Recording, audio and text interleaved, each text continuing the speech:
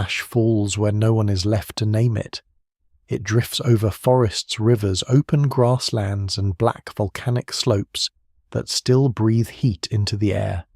It settles into the eyes of animals moving blindly through a dimmed world. It gathers on leaves until branches sag under a weight that does not belong to rain. Far away across the sea, the sky changes colour before anyone understands why. The sun becomes a pale disk. The horizon grows strange.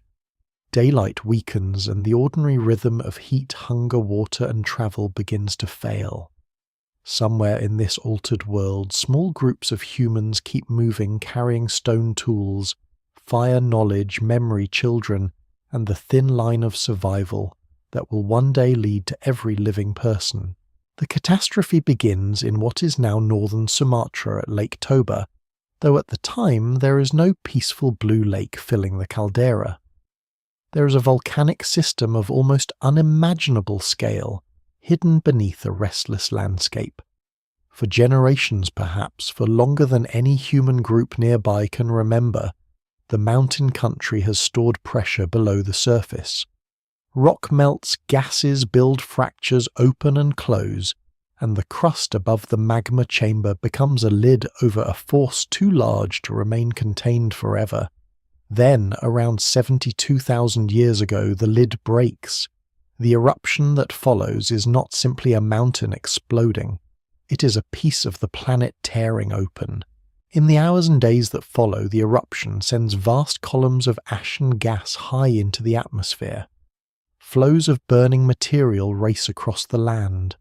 The ground collapses into itself as the magma chamber empties, creating one of the largest volcanic scars of the Quaternary period. The violence is local at first, but its reach is not local. Ash travels over the Indian Ocean world and beyond. Fine particles rise high enough to disturb sunlight. Sulfur gases may spread into the stratosphere where they can help cool the planet.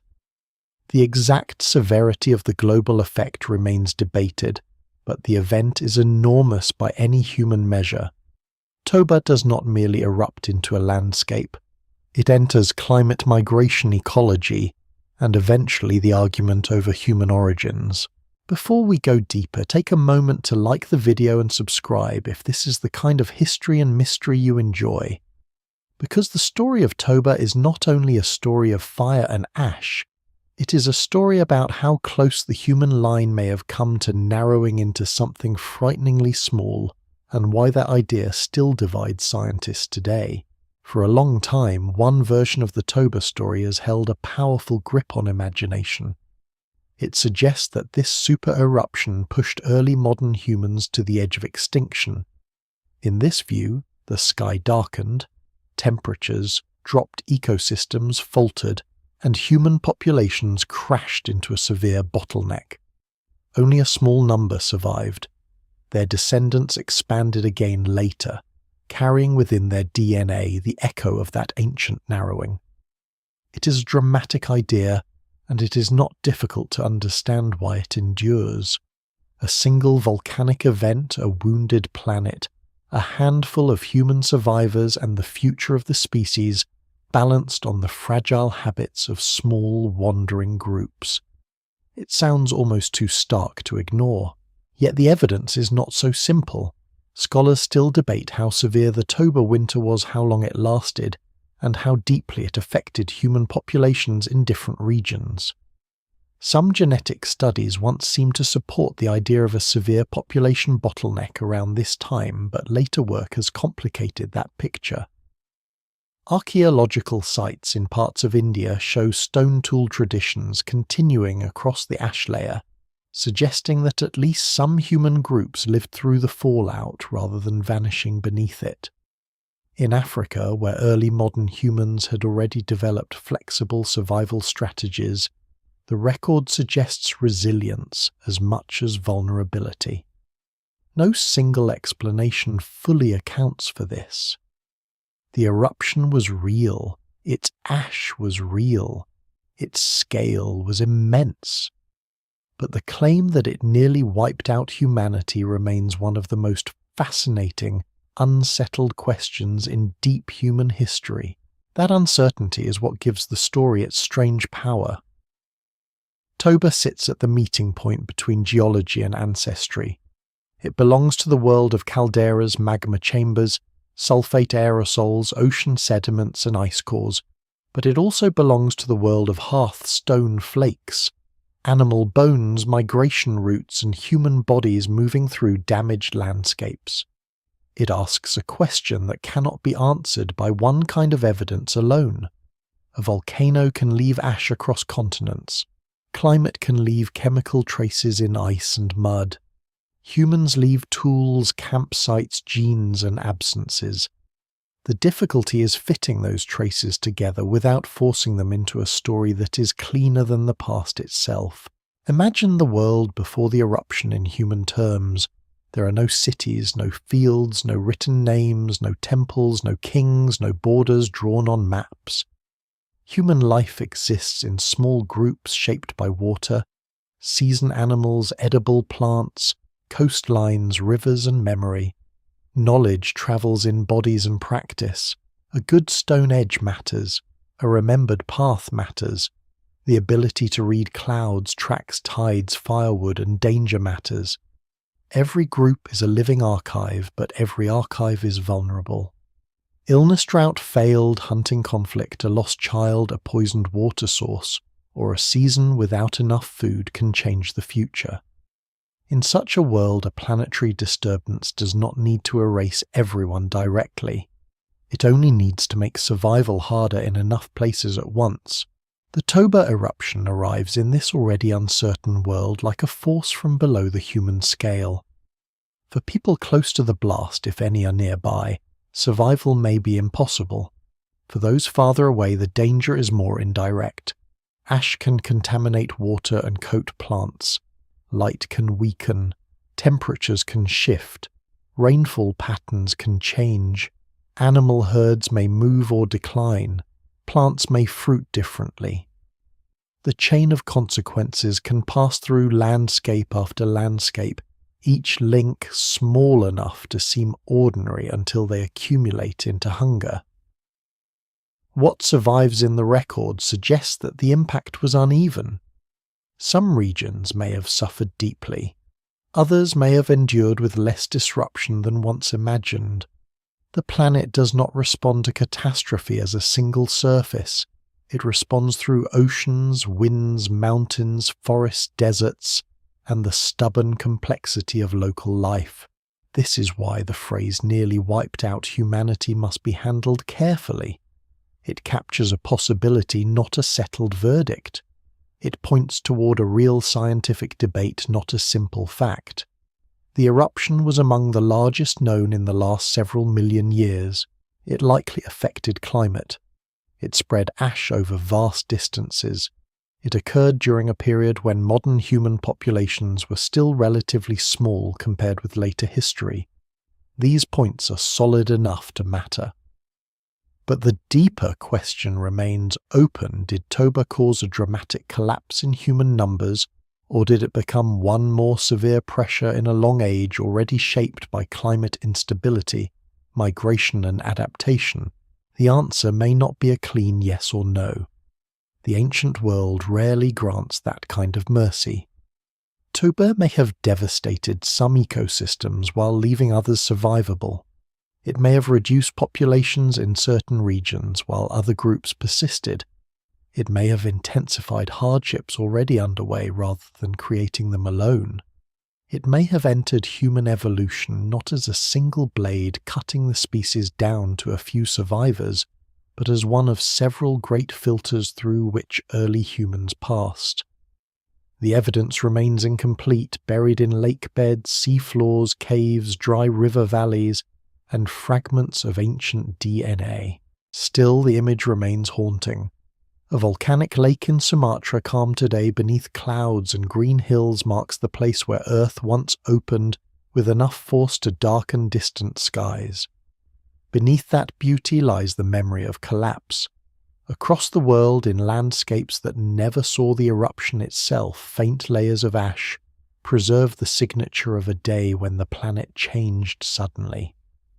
And somewhere beyond the ash, human beings continued. Not triumphantly, not knowingly, not as heroes in their own minds, but as small groups doing what human beings had always done, searching for water, guarding fire, shaping stone, following animals, protecting children, and moving through uncertainty one step at a time. The mystery begins there in the gap between destruction and survival. Toba is not only a volcano, it is a test of how much pressure a species can endure before its future disappears. It is a reminder that the human story does not begin with certainty, progress, or dominance. It begins with fragile persistence under a dimmed sky with ash in the air, and no guarantee that anyone will be left to remember. Long before Lake Toba becomes a lake, it is a wound waiting to open. The landscape of northern Sumatra sits along one of the most dangerous geological boundaries on Earth, where immense plates of the planet press, dive, and grind against one another with a patience far beyond human time. To the west, beneath the Indian Ocean, oceanic crust pushes down under the edge of Southeast Asia. As it sinks into the mantle, water and minerals carried inside the descending slab help lower the melting point of hot rock above it. Magma forms. It rises slowly, gathers stalls, changes, and feeds a chain of volcanoes that runs through Indonesia like a line of buried furnaces. This is the setting that gives birth to Toba. It is not an isolated mountain behaving badly. It is part of a vast volcanic arc shaped by subduction pressure heat and deep chemical transformation. The same tectonic process creates many volcanoes across the region, but Toba becomes something different in scale. Beneath it, magma does not simply rise and erupt in modest bursts. Over long periods, huge volumes of molten and partly molten rock collect beneath the surface. The system evolves, storing explosive material rich in silica and gases. Such magma is thick, resistant, and dangerous because trapped gases cannot escape easily. Pressure builds until the crust above becomes less like solid ground and more like a lid over an expanding force. The quietness before such eruptions can be misleading. A supervolcanic system does not need to stand as a perfect cone on the horizon. It can hide under broad uplands, broken ridges, hot springs, faults, and older volcanic deposits. Its violence is measured not by the height of a peak, but by the amount of material it can release when failure finally arrives. Toba's past suggests repeated enormous eruptions before the one around 72,000 years ago, as if the system has a long memory of collapse. The youngest and most famous eruption is only the latest in a much older volcanic story. Scholars still debate many details of how magma accumulated and how the eruption unfolded, but the basic pattern is clear enough. Toba is a caldera-forming system, and caldera-forming systems are among the most destructive volcanic machines on the planet. A caldera is not simply a crater. A crater is often blasted out near a vent, but a caldera forms when the ground collapses after a vast underground reservoir empties or partly empties during eruption. The roof loses support, the surface falls. The violence is not only upward but inward. At Toba, this collapse helps create a basin so large that it later fills with water and becomes the lake known today. The lake is beautiful, but its beauty is deceptive. Its long blue surface covers the footprint of an eruption whose scale is difficult to hold in the mind. What appears calm now is the top of an ancient absence. The eruption around 72,000 years ago is often called the youngest Toba tuff eruption because it leaves behind a widespread deposit of volcanic material known as tuff. It ranks among the largest explosive eruptions known from the last few million years. Estimates vary and the evidence remains incomplete, but the volume of erupted material is enormous, commonly discussed in the range of thousands of cubic kilometers when ash and ignimbrite deposits are considered. Numbers like that can become almost meaningless unless they are brought back to the human scale. A modern volcanic eruption that disrupts air travel and darkens skies over a region can release a tiny fraction of Toba's material. Toba belongs to a different order of event. Near the source, the eruption would not look like a single blast and then silence. It likely involves towering eruption columns, collapsing ash clouds, pyroclastic flows, and the progressive failure of the ground above the magma chamber. Pyroclastic flows are among the most lethal volcanic phenomena. Dense, scorching mixtures of gas ash, pumice, and rock fragments that move rapidly across land, swallowing valleys and slopes. Around Toba, such flows bury enormous areas under hot deposits. The local world is erased, sealed, and remade. Forests vanish. Rivers are blocked or redirected. Landforms disappear beneath sheets of volcanic debris. Any living thing caught close to these flows has little chance. Yet the most historically important part of Toba's eruption may not be what happens only in Sumatra. It is what rises into the sky. Fine ash can travel astonishing distances when lifted high enough into atmospheric circulation.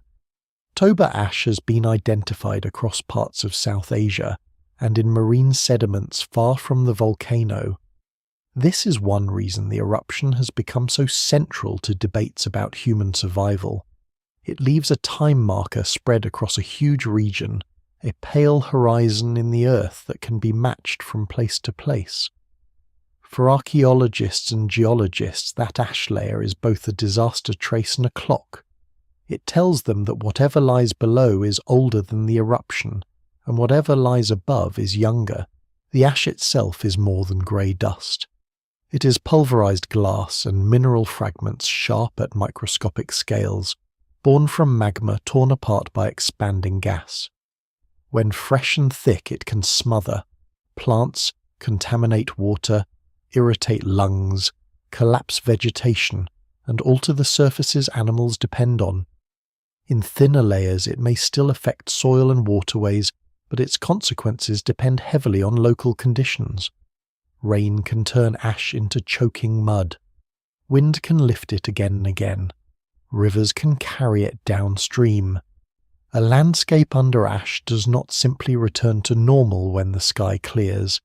It must be reworked by weather plants, erosion, and time. The gases matter as well. Large explosive eruptions can inject sulfur dioxide into the stratosphere where it forms sulfate aerosols that reflect sunlight. This is the mechanism behind volcanic cooling. Smaller historic eruptions have produced measurable drops in global temperature for a year or more. Toba, being vastly larger than most historic eruptions, has been proposed as a cause of severe volcanic winter. Some early models suggested dramatic cooling lasting years, perhaps enough to devastate ecosystems. Later studies have produced more varied results, with some suggesting a strong but uneven impact, and others arguing for less catastrophic global effects. No single explanation fully accounts for all the evidence, partly because climate response depends on sulfur output, particle size, season, atmospheric circulation, and regional sensitivity. This uncertainty does not make the eruption small. It makes it complex. A common mistake is to imagine catastrophe only as a single uniform darkness, spreading evenly around the globe. Real catastrophe is often patchy. One region suffers drought, another becomes colder, another experiences disrupted monsoons, another sees vegetation change just enough to push animals away from familiar routes. Human groups living in small numbers do not need a Hollywood winter to feel the consequences. A few failed seasons can matter.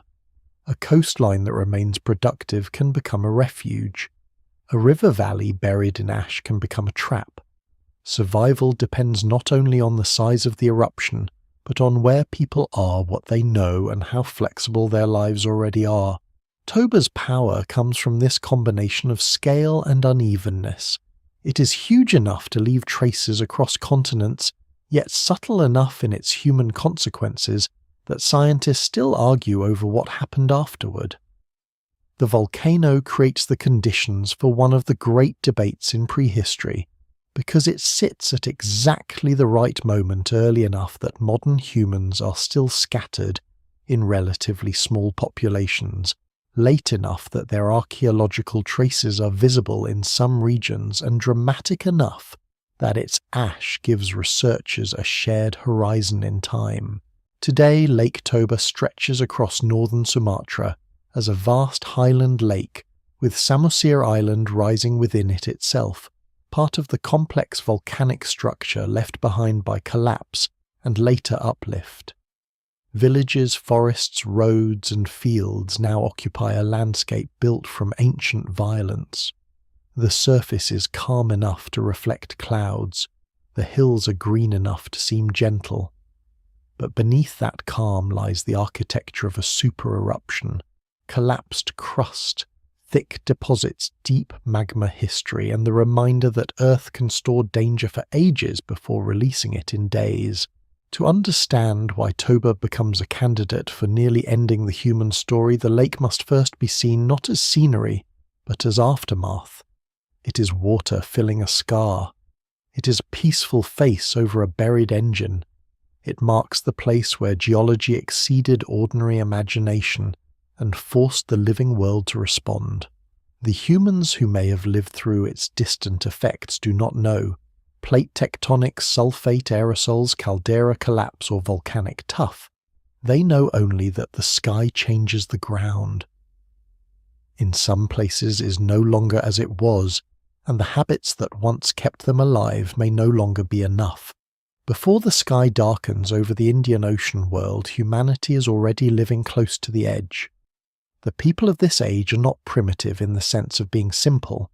They are skilled, observant, adaptable, and bound to landscapes through knowledge that has no written form, but their world offers little margin for error. Around 72,000 years ago, modern humans exist in scattered populations, especially in Africa, with some groups already moving beyond it or living along the southern edges of Asia. Their numbers are small by later standards. Their settlements are temporary. Their technologies are portable. Their survival depends on reading the land with an attention that later civilizations will often forget. There are no stored harvests waiting in granaries, no domesticated herds, no permanent walls, no roads across continents. A group survives because it knows where water may remain in a dry season, which plants can be eaten after careful preparation, where animals pass at certain times of year, which stones fracture into sharp flakes, and how fire can turn danger into shelter. The human world is a web of remembered places, a spring hidden behind rocks, a patch of edible roots, a shoreline where shellfish can be gathered when inland hunting fails, a cave used only during certain weather. These details are not small. They are the difference between continuity and disappearance. The climate of the late Pleistocene is restless. Ice sheets expand and contract in the far north. Sea levels shift as water becomes locked in ice or released again. Rain belts move. Deserts breathe outward and inward across thousands of years.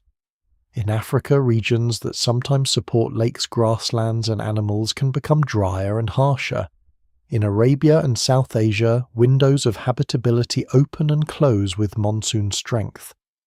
Human movement is therefore not a simple march out of one homeland into an empty world. It is a series of opportunities, blockages, retreats, expansions, and local experiments. Scholars still debate the exact routes and timing of early modern human dispersals, but what survives in the record suggests that mobility is one of humanity's greatest defences. A small group moving through such a world carries everything important in bodies, habits, and relationships. Tools are made from stone, bone, wood, fibre, shell, and other materials, though stone survives best and therefore dominates the archaeological record. This creates a strange imbalance in how the deep past is seen. The ancient world was full of perishable things, baskets, cords, wooden spears, digging sticks, skins, bedding pigments, gestures, songs, and teaching. Most of it vanishes. Stone flakes remain, giving modern researchers a hard but incomplete vocabulary. The evidence remains incomplete, and every stone tool is both revealing and silent. It can show technique, planning, and continuity, but not the full life around the hand that made it. By the time of Toba, Homo sapiens is not alone on Earth. Neanderthals occupy parts of Western Eurasia. Denisovans, known mostly through fragments of bone and ancient DNA, live somewhere across Asia. Other human forms may persist in island Southeast Asia. The world is not yet the exclusive domain of one human species. It is a braided human landscape with different populations adapted to different regions, sometimes separated, sometimes perhaps meeting, and in some cases leaving genetic traces in later people. This matters because the Toba eruption enters a world already filled with human vulnerability and diversity. It does not strike a single unified humanity. It disturbs a scattered family of human groups, some modern, some archaic, all living under climatic pressures they cannot name. For modern humans, the most secure heartlands likely remain in Africa, though secure is a relative word. African environments are varied, and this variety may be one reason human populations endure. Coastlines provide shellfish, fish, seabirds, and marine plants. Rivers and wetlands offer different resources from dry uplands. Grasslands support grazing animals. Woodlands provide fruits, nuts, tubers, honey, and shelter. When one zone fails, another may still sustain life. The ability to move between zones to widen the diet and to maintain social connections across space may have been essential. No single explanation fully accounts for survival, but flexibility appears again and again as one of the quiet strengths of early Homo sapiens. There is also evidence before this period for symbolic behavior and social complexity, though its timing and meaning are debated. Pigments such as ochre are used in some regions long before the Toba eruption. Shell beads and engraved objects from later and earlier contexts suggest that humans are not merely surviving physically. They're creating signs, identities, and shared meanings. In harsh environments, such social signals may be practical as well as expressive. Belonging can matter. Exchange can matter. A connection to another group can mean access to mates, information, shelter, stone sources, or food during crisis.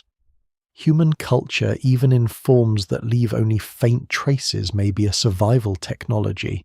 The world before the blast is therefore not empty wilderness with a few helpless figures wandering through it. It is a lived world known intimately by those who move across it. Children learn by watching and copying. Elders preserve roots and seasons. Hunters read tracks, dung, broken stems, and bird alarm calls. Gatherers know which foods nourish and which poison, which require fire, pounding, soaking, or patience. People understand animal behavior not as abstract science, but as daily necessity. They may not know why climates shift, but they know when familiar patterns fail.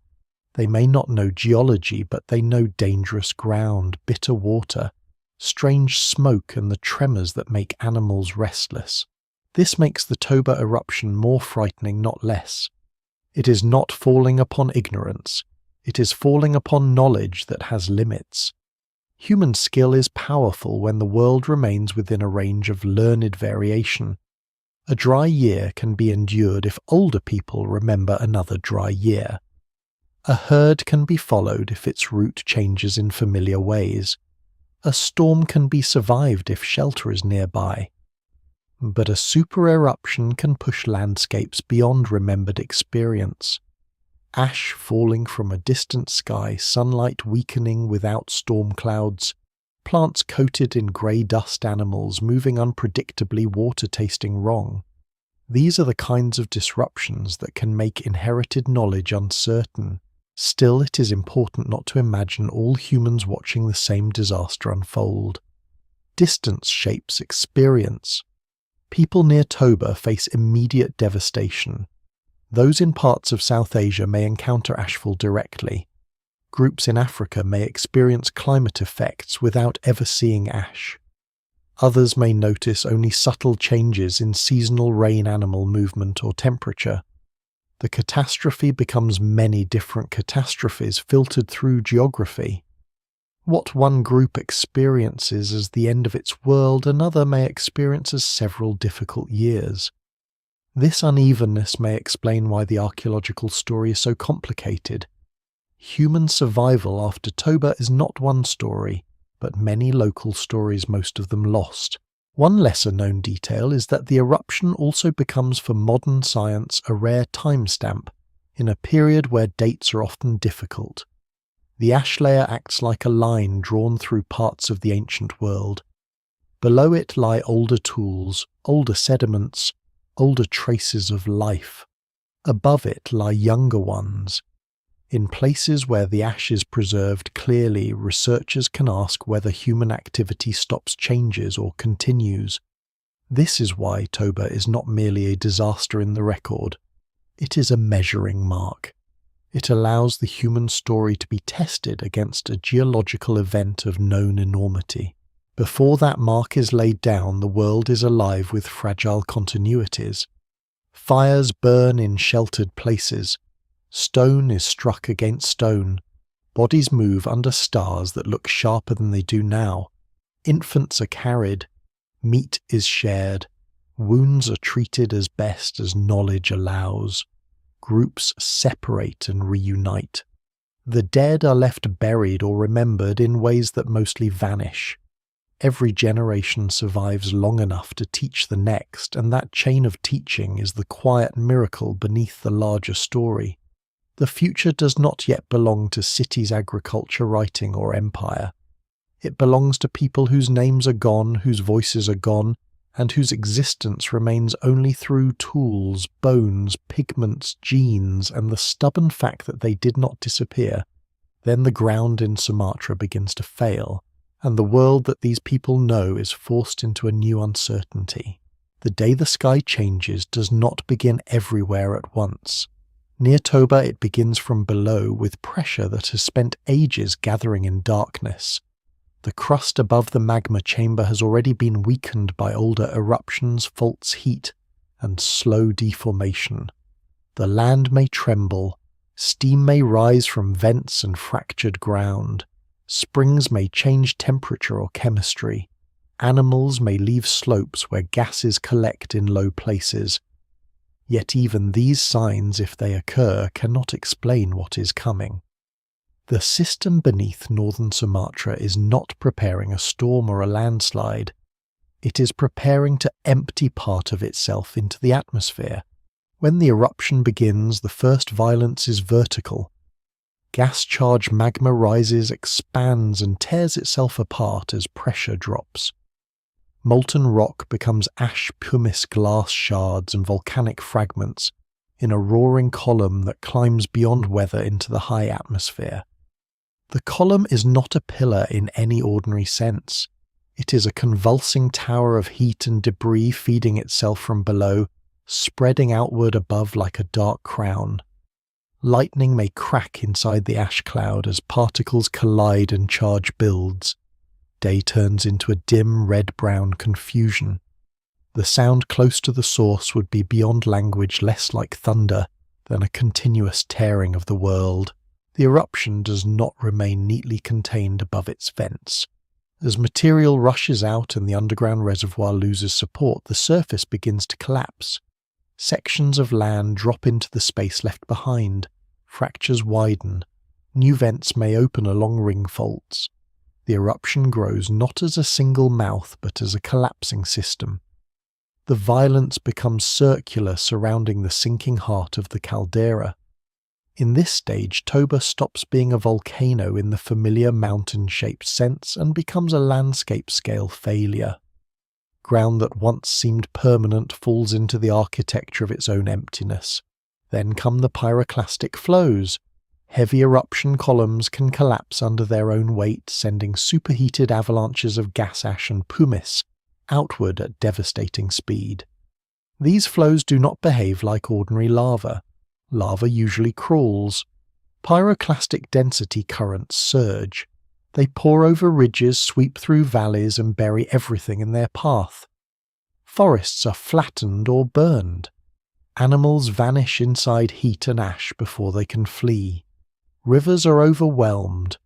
The land is sealed under deposits that may remain hot long after the moving cloud has passed. For any humans close enough to witness the eruption directly, the event is not survivable in the ordinary sense. There is no shelter strong enough against a fast-moving wall of burning volcanic matter. Farther away, the disaster becomes stranger because it becomes less understandable. Ash begins to fall from a sky that may not show the volcano itself. It can arrive like dirty snow, soft at first, then heavier coating, leaves hair, skin, water, and stone. It dulls sound, it hides tracks, it turns familiar ground pale. Breathing becomes difficult when the ash is thick and dry. Eyes sting. Food becomes gritty. Streams carry suspended grey powder. Plants bend beneath the weight.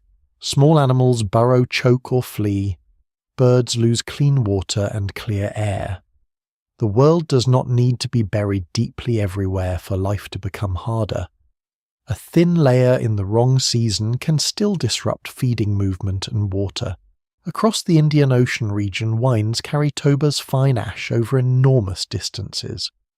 The exact pattern depends on atmospheric circulation at the time, and the evidence remains incomplete. But ash from the eruption has been found far from Sumatra, including across parts of South Asia and in marine records. This distant ash is one of the eruption's most haunting signatures.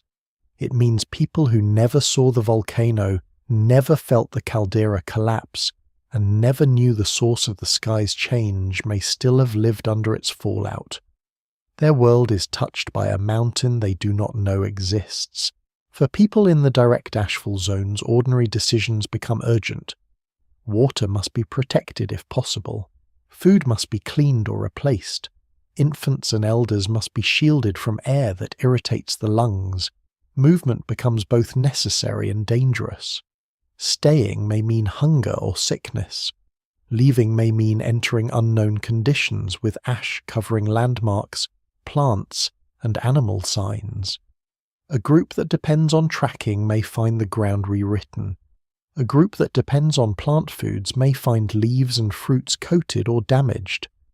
A group near rivers may find water thickened with sediment.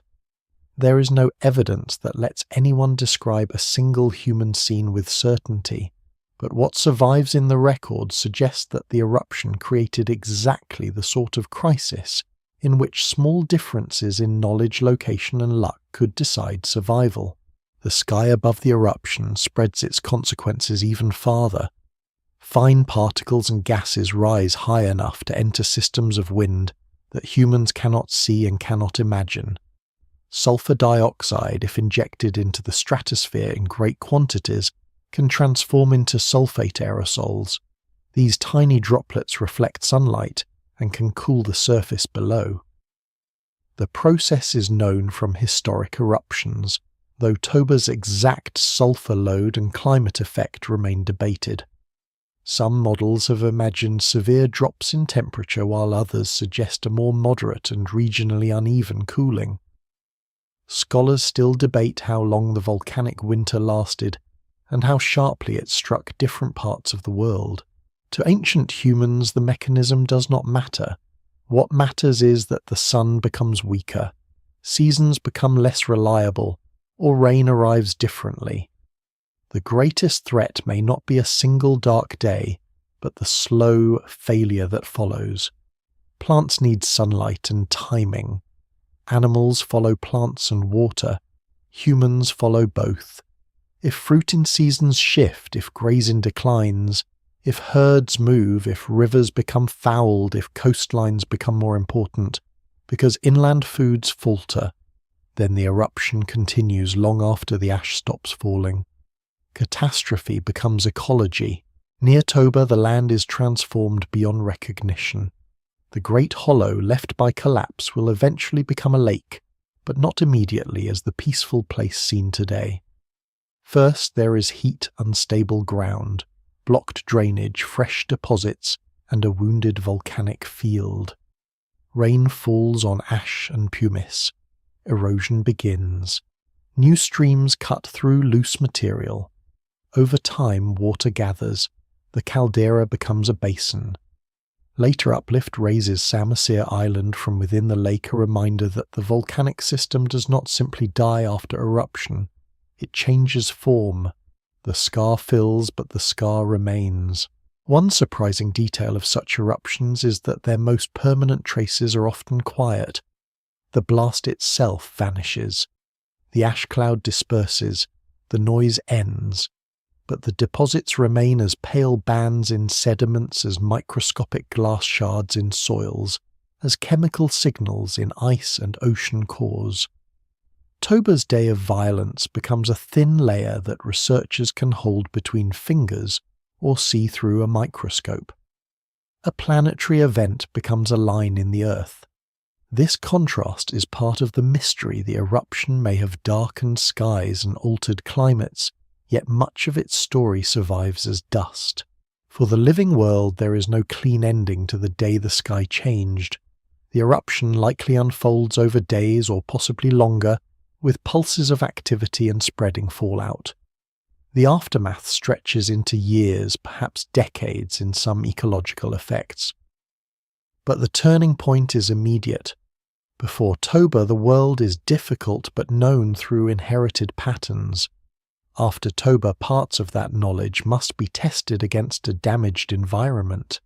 The human groups that survive are not those who understand volcanoes. They are those who can adjust when the old signs become unreliable. And so the eruption passes from geology into ancestry. Ash falls into lakes, oceans, caves, and open ground. It settles above tools already abandoned and below tools not yet made. It marks a boundary in sediments, and perhaps in human memory, though no spoken memory survives. It turns Sumatra into a source of distant darkness. It makes the planet briefly less familiar to the creatures living on it. Somewhere under that altered sky, early humans continue to move, not knowing that their small fires and stone edges have become part of a question that will endure for tens of thousands of years. How much of humanity passed through this darkness, and how much was lost inside it? After the eruption, the planet does not heal in a single breath. The first violence belongs to fire collapse and ash, but the longer danger belongs to air water, cold hunger, and time. A super eruption does not end when the roar fades over its source. It becomes weather. It becomes failed growth. It becomes strange light at noon. It becomes a quiet pressure on every living thing that depends on patterns. The Toba eruption throws material into the sky on a scale large enough to disturb those patterns far from Sumatra, and the living world must answer without understanding what has happened. The most visible sign is ash. It lies across land and water as a pale interruption of ordinary life. In some places it may fall thick enough to bury surfaces beneath a choking layer. In others it may arrive as a thinner dusting, still sharp, still abrasive, still able to alter water plants and movement. Fresh volcanic ash is not soft garden soil. It is often made of tiny fragments of glass and minerals broken from magma with explosive force. Underfoot it can become slippery or heavy. In the lungs it can irritate. In streams it can cloud the water and settle over aquatic life. On leaves it can block sunlight and weigh down stems. Rain can turn it into grey mud sealing surfaces and carrying volcanic sediment into channels. For animals, ash creates confusion before it creates starvation. Grazers depend on clean plants and open movement. Browsers depend on leaves not coated in grit. Small mammals depend on burrows that do not fill and food sources that remain reachable. Birds depend on clean water, insects, seeds, fruit and air that does not punish flight. Predators depend on prey that still follows recognizable routes. When ash disrupts one layer of this system, the disturbance travels upward. A herd may leave a valley. A predator may follow and fail. Scavengers may briefly benefit from death and suffer when the living system thins. The evidence remains incomplete, but ecological damage after large ash falls can be both immediate and uneven, severe in some places and surprisingly limited in others. Beyond the ash lies the colder and more uncertain question of volcanic winter. When a great eruption injects sulfur gases high into the atmosphere, those gases can form tiny sulfate aerosols that reflect sunlight back into space. The result can be surface cooling. This process is well established from historic eruptions, but Toba's full effect remains debated because its sulfur release atmospheric spread, and climate feedbacks are difficult to reconstruct precisely. Some earlier scenarios imagined severe global cooling, perhaps enough to push ecosystems into crisis across huge regions. Later models and geological evidence have suggested a more complicated pattern, with strong effects in some regions, weaker effects in others, and climate systems responding in ways that are not easy to reduce to one number. Still, even a moderate global cooling can matter when humans live without stored food. A few degrees can change growing seasons. Altered rainfall can matter as much as temperature. Monsoon systems are especially important because they determine the pulse of life across large parts of Africa, Arabia and South Asia. If rains weaken or shift lakes shrink, grasslands retreat, plant foods decline, and animal movement changes. If rainfall intensifies in the wrong season, ash can be washed into rivers and lowlands, creating new hazards. The danger is not simply cold, it is timing. A plant that fruits too late, a herd that moves too far, a dry season that lasts too long, a spring that fails. When a group expects water, these can be the true face of climate catastrophe. In many popular versions of the Toba story, the world becomes almost apocalyptic, with years of darkness and near-total collapse. That image has force, but it must be treated carefully. No single explanation fully accounts for the surviving evidence. Some sites suggest continuity of human activity after the ash. Some climate records do not show a simple worldwide crash, exactly matching the most extreme scenarios. At the same time, the eruption is too large to dismiss as a minor inconvenience. The most responsible picture may be one of severe regional stress layered onto an already unstable Pleistocene climate. Toba does not have to freeze the entire planet into silence to become dangerous. It only has to make enough landscapes less reliable for long enough. For early humans, reliability is life. A familiar coastline can offer shellfish when inland hunting fails. A river floodplain can provide plants, fish, birds, and animals. A patchwork landscape can allow movement between resources. But if ash damages one zone and climate weakens another, choice is narrow. Groups may be forced into refuges areas where food and water remain dependable enough to support them. Refuges can save lives, but they can also intensify competition. More people gathering around fewer resources means greater pressure on plants, animals, and social relationships. Cooperation may expand, conflict may rise, alliances may become more important. The archaeological record rarely preserves these social tensions directly, but survival in crisis is never only environmental, it is also social. One lesser-known detail is that volcanic ash can sometimes become fertile over long periods, but dangerous in the short term. Weathered volcanic soils can support rich ecosystems after minerals break down and landscapes stabilize. Indonesia's volcanic regions are fertile partly because ancient eruptions continually renew the ground. but immediately after a major ashfall the world can be hostile. The same material that may nourish future forests can smother the present one.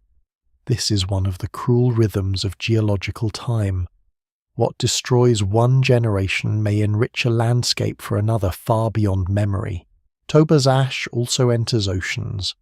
Marine life responds differently from land life, but it is not untouched. Ash falling into seawater can alter surface chemistry, add nutrients such as iron in some contexts, or burden coastal environments with sediment. Near shore, where humans may gather shellfish and fish, the effects depend on thickness, currents, tides, and local ecology.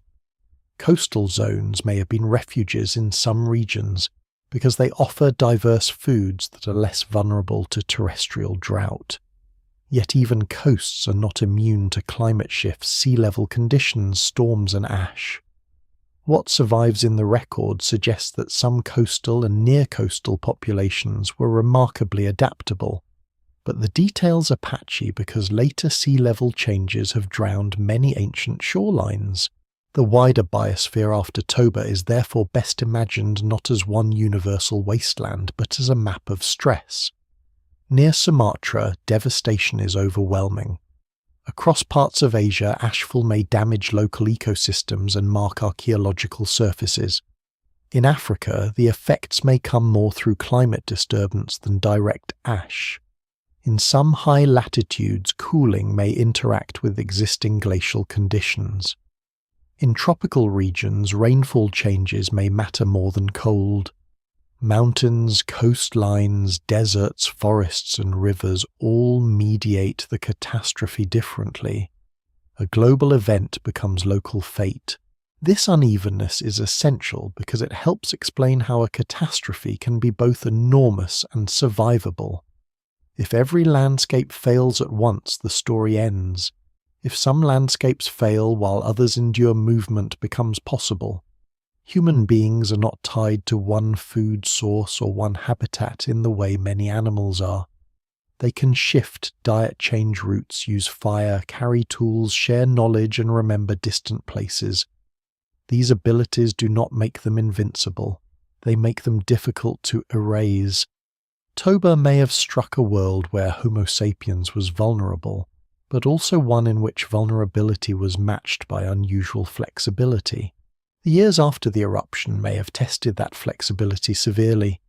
Children born under the dimmer skies would know only the altered world. Adults would compare each season to what came before and find the comparison troubling. Elders might remember better.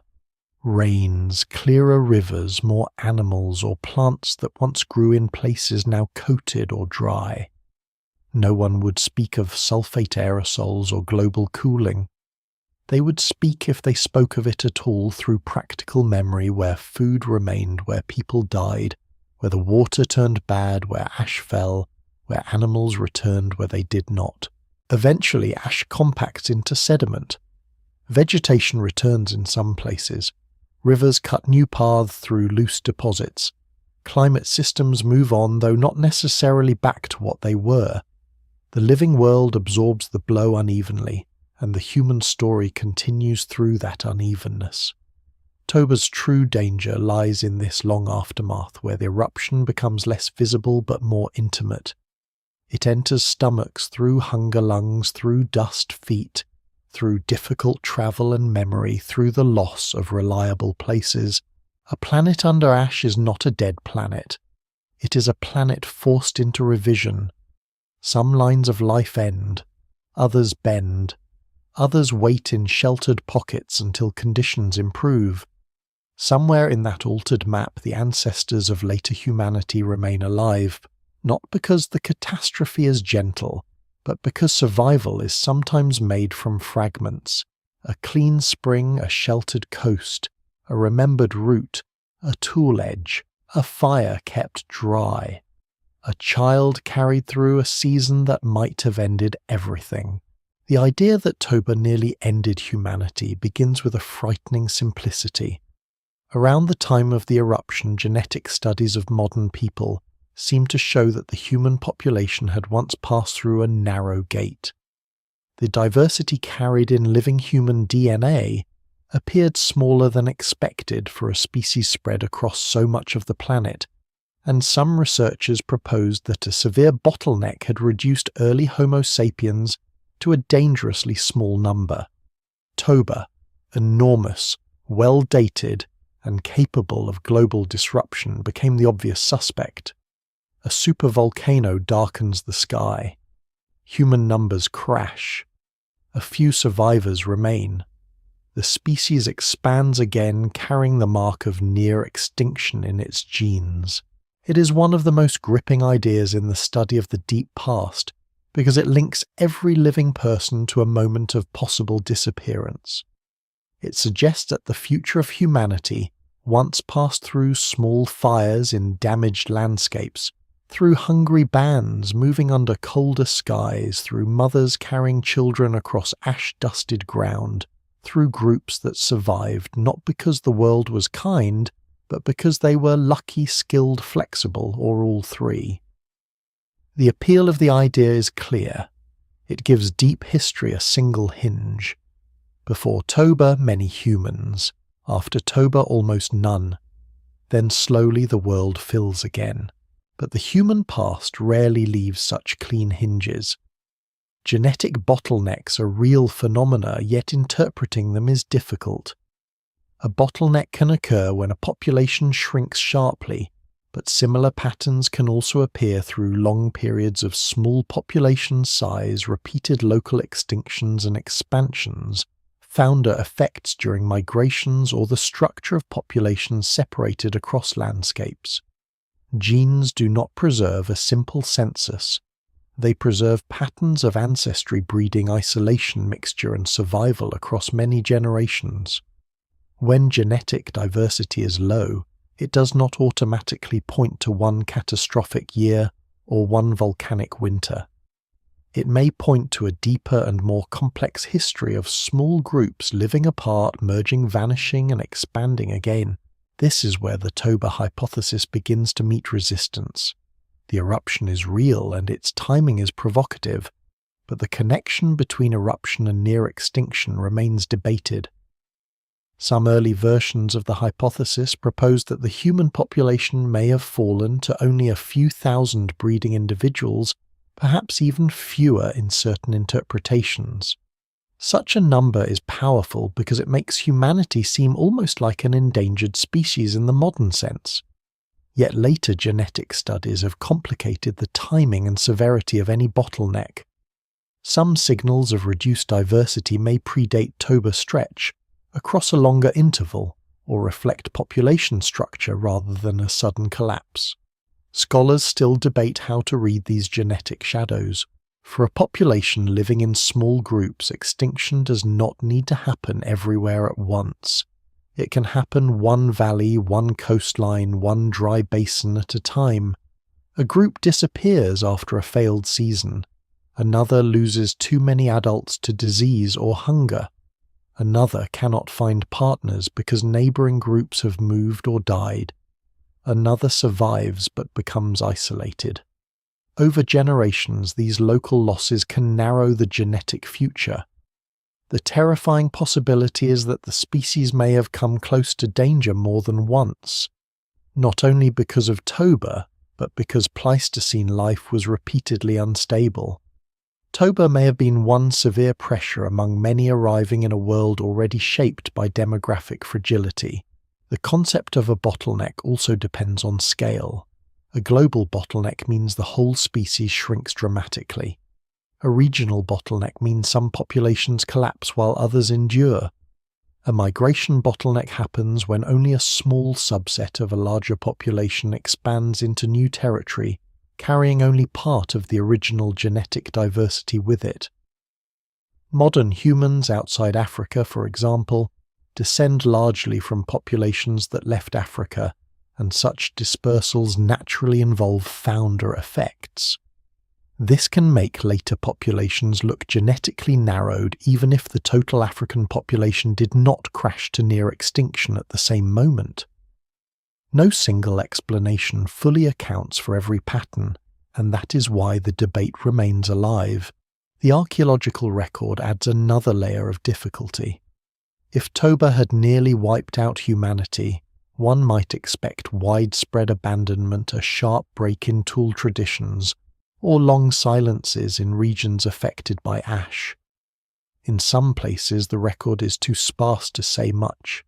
In others, especially in parts of India, stone tools appear both below and above the Toba ash layer. This does not prove there was no suffering. A surviving tool tradition does not count the dead. It does suggest, however, that some human groups or related populations continued to occupy landscapes after the eruption. The evidence remains incomplete, but continuity in material culture weakens the simplest version of total regional collapse. At the same time, archaeology has its own silences. Absence of evidence is not always evidence of absence, and presence of tools is not evidence of comfort. A site may show continuity, while population numbers still decline sharply. A few surviving groups can leave tools above an ash layer even after many neighbouring groups vanish. A technology can persist through hardship because survivors continue to make what they know. The record is biased toward places where sediments preserve objects, and researchers have searched carefully. Vast areas where people lived may now be underwater, eroded, buried too deeply, or simply unstudied. So the archaeological challenge to the strongest bottleneck theory does not make Toba harmless. It makes the story less absolute.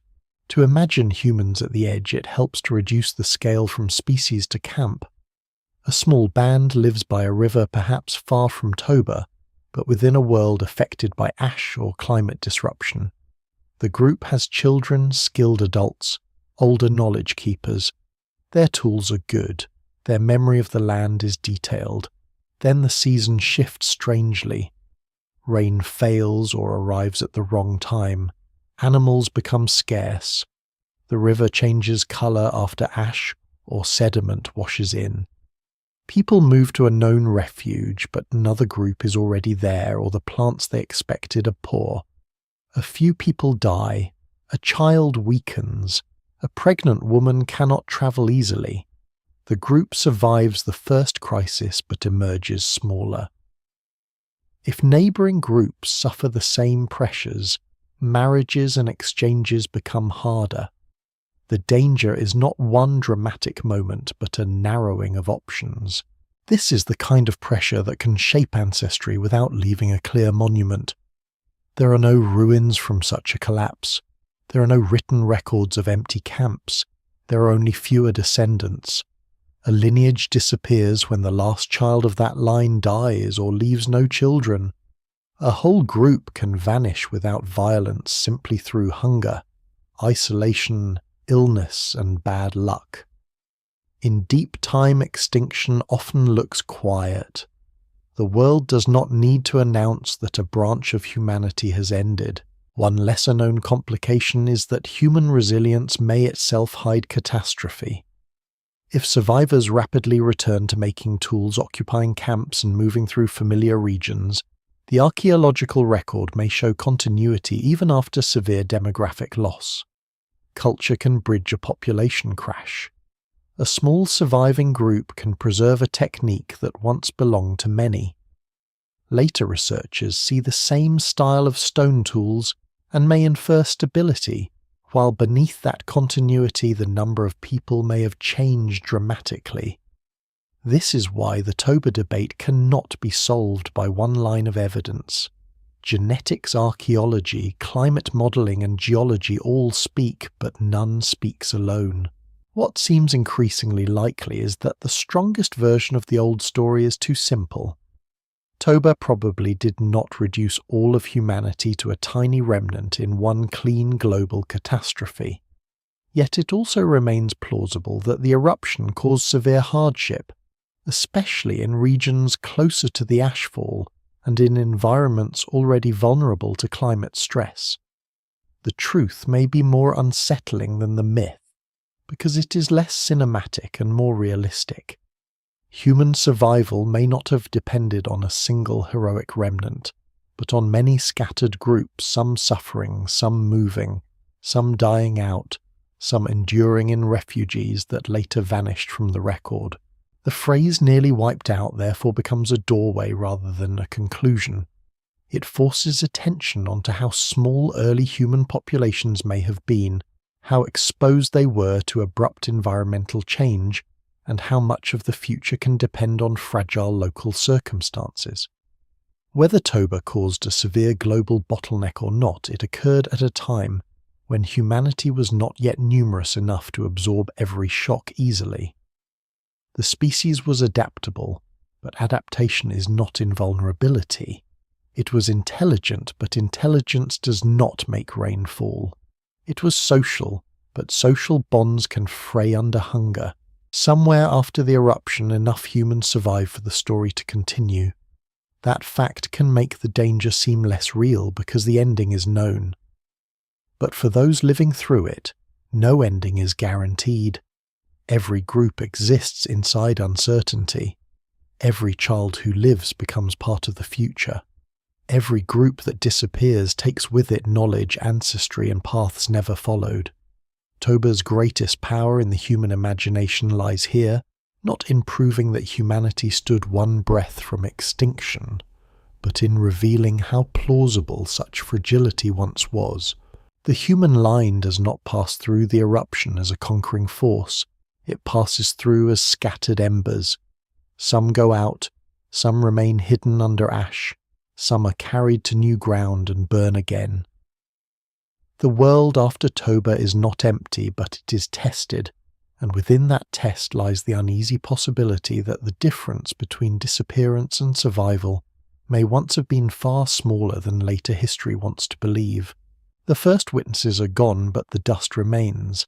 It lies where wind and water allowed it to settle, hidden in lake beds, sealed in ocean floors, trapped in soils folded into archaeological sites, and preserved as microscopic glass shards that outlast every memory. Toba's eruption survives not as a human story passed down in words, but as a physical signature spread across the earth. To follow it is to read catastrophe backward from quiet layers toward a vanished sky. Every pale band, every chemical match, every particle of volcanic glass becomes a clue in the argument over what happened when the supervolcano opened. Volcanic ash is one of geology's most useful clocks. An eruption can scatter material across vast distances in a short span of time, laying down a horizon that is nearly instantaneous by geological standards. If that ash can be identified and dated, it ties faraway landscapes to the same moment. The Toba ash is especially important because it appears across a region central to questions of early human movement. It gives scientists a line in the earth that can cut through uncertainty. Below the line, a deposit is older than the eruption, above it younger. This may sound simple, but in the deep past such markers are rare and precious. The ash is not identified only by appearance. Many volcanic ashes can look similar to the eye, especially after weathering. Researchers examine the chemistry of tiny glass shards, comparing their elemental fingerprints with known volcanic sources. Toba's ash carries a distinctive geochemical identity that allows it to be matched across distant sites. A thin layer in India, a trace in marine sediment or particles in a lake core can all be linked back to the same eruption if the chemistry fits. In this way, the volcano becomes a hidden signature across continents. The eruption writes its name in glass. Dating the event is another challenge. Estimates have centered around roughly 74,000 to 72,000 years ago, depending on methods and calibration, and the topic has seen refinement over time. For storytelling, the figure of 72,000 years remains close enough to the broad window often associated with the eruption, but the exact dating is part of scientific work rather than a fixed ancient calendar. The evidence remains incomplete in the sense that every method has margins of uncertainty. Argon dating of volcanic materials, correlation with sediments and climate records all contribute to the picture. What matters most is that the eruption falls in the late Pleistocene, at a moment when modern human populations and their dispersals are deeply important, but still difficult to reconstruct. Ice cores add another kind of evidence. In polar ice layers of ancient snowfall preserve chemical traces of past atmospheres. Sulfate peaks can point to major eruptions that injected sulfur into the stratosphere. These records help scientists ask whether Toba left a global atmospheric signal, and whether that signal corresponds to cooling. But ice cores are not simple diaries with every volcano named clearly. Sulfate layers can come from different eruptions, dating can carry uncertainties, and the relation between sulfate amount and climate impact is complex. Still, ice cores remain one of the few archives where the atmosphere itself leaves a layered memory. Marine sediments tell a slower story. Ash that falls into the ocean sinks and becomes part of the seafloor record. Microfossils, oxygen, isotopes, dust, and chemical changes in marine cores can reveal climate shifts, ocean conditions, and sometimes ecological responses. In the Indian Ocean and nearby regions, marine records help trace the distribution of Toba material and place the eruption within broader environmental change. They show that the eruption did not happen in isolation. It occurred within a Pleistocene climate system already moving through glacial rhythms, monsoon variations, and ecological instability. No single explanation fully accounts for every signal, because the world was already changing before the ash fell. Lake sediments offer still another archive. Lakes can capture ash pollen, charcoal minerals, and organic material in layered sequences. Pollen can suggest vegetation changes. Charcoal can suggest fire regimes. Sediment composition can hint at erosion, rainfall, and landscape disturbance. In principle, a lake near an affected region can record the ecological shock of ashfall or cooling. In practice, interpretation is difficult. A change in vegetation may result from climate, local disturbance, natural succession, human burning, or several factors at once. The Toba layer is a clear marker, but the living world around it speaks in mixed signals. Archaeological sites bring the question closest to humans. In some places, stone tools lie below and above the ash. The simplest reading is continuity. People were there before the eruption, and people were there after, but even that statement must be handled with care. Were they the same population or later arrivals using similar technology? Did occupation continue without interruption? Or was there a gap too short or too subtle to detect? Did toolmaking change in ways not immediately obvious? Scholars still debate these details, and each site must be understood through its own sediments, dating, and artifact patterns. The ash provides a line, but human behavior around that line remains more difficult to read. One of the most discussed regions is the Indian subcontinent. Toba ash appears in parts of India, and stone tools associated with Middle Paleolithic technologies have been found in relation to the ash layer. Some researchers have argued that continuity across the eruption suggests human groups survived the event in South Asia, challenging the idea that Toba sterilized the region. Others caution that identifying exactly which human populations made those tools is not always straightforward, especially because similar technologies can be used by different human groups. What survives in the record suggests persistence, but persistence may have many forms. The stone tools themselves are modest objects compared with the scale of the volcano, but they carry enormous weight in the debate. A flake struck from a core, a prepared point, a scraper edge, a broken piece of worked stone. These are not dramatic in appearance, yet they are proof of hands, decisions, and learned technique. When such tools appear above the ash, they say that someone returned or remained. They do not say how many survived. They do not say whether people were hungry, displaced, or grieving. They do not say whether nearby groups vanished. but they push back against the cleanest catastrophe story. They insist that the aftermath included human activity. Genetic evidence is more intimate but also more abstract. Living DNA contains patterns shaped by ancient population sizes, separations and mixtures. Researchers can model past demographic changes, but models depend on assumptions about mutation rates, generation times, population structure and migration. A bottleneck may appear clearer in one model than another. Signals can be blurred by later expansions, interbreeding with archaic humans and regional histories. The evidence remains powerful, but it does not preserve a direct label saying Toba. This is why the eruption cannot be convicted by genetics alone.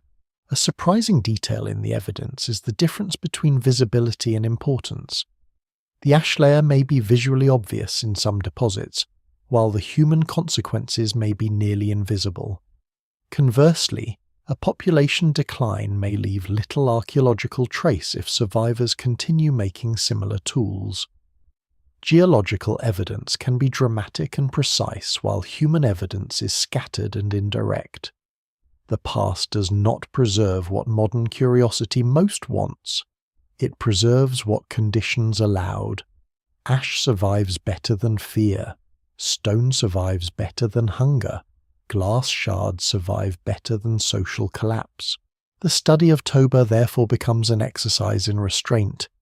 The temptation is to connect every clue into a single sweeping story eruption, winter famine, bottleneck, recovery. That story may contain truth, but the links must be tested. Did climate shift sharply enough? Did populations decline at the right time? Did archaeological sites show abandonment or continuity? Did effects differ by region? Did already existing climate stress matter more than the eruption itself? No single archive answers all of this. The truth has to be built from overlap, and where the overlap is weak, uncertainty must remain visible. This uncertainty is not a failure. It is the honest shape of deep history.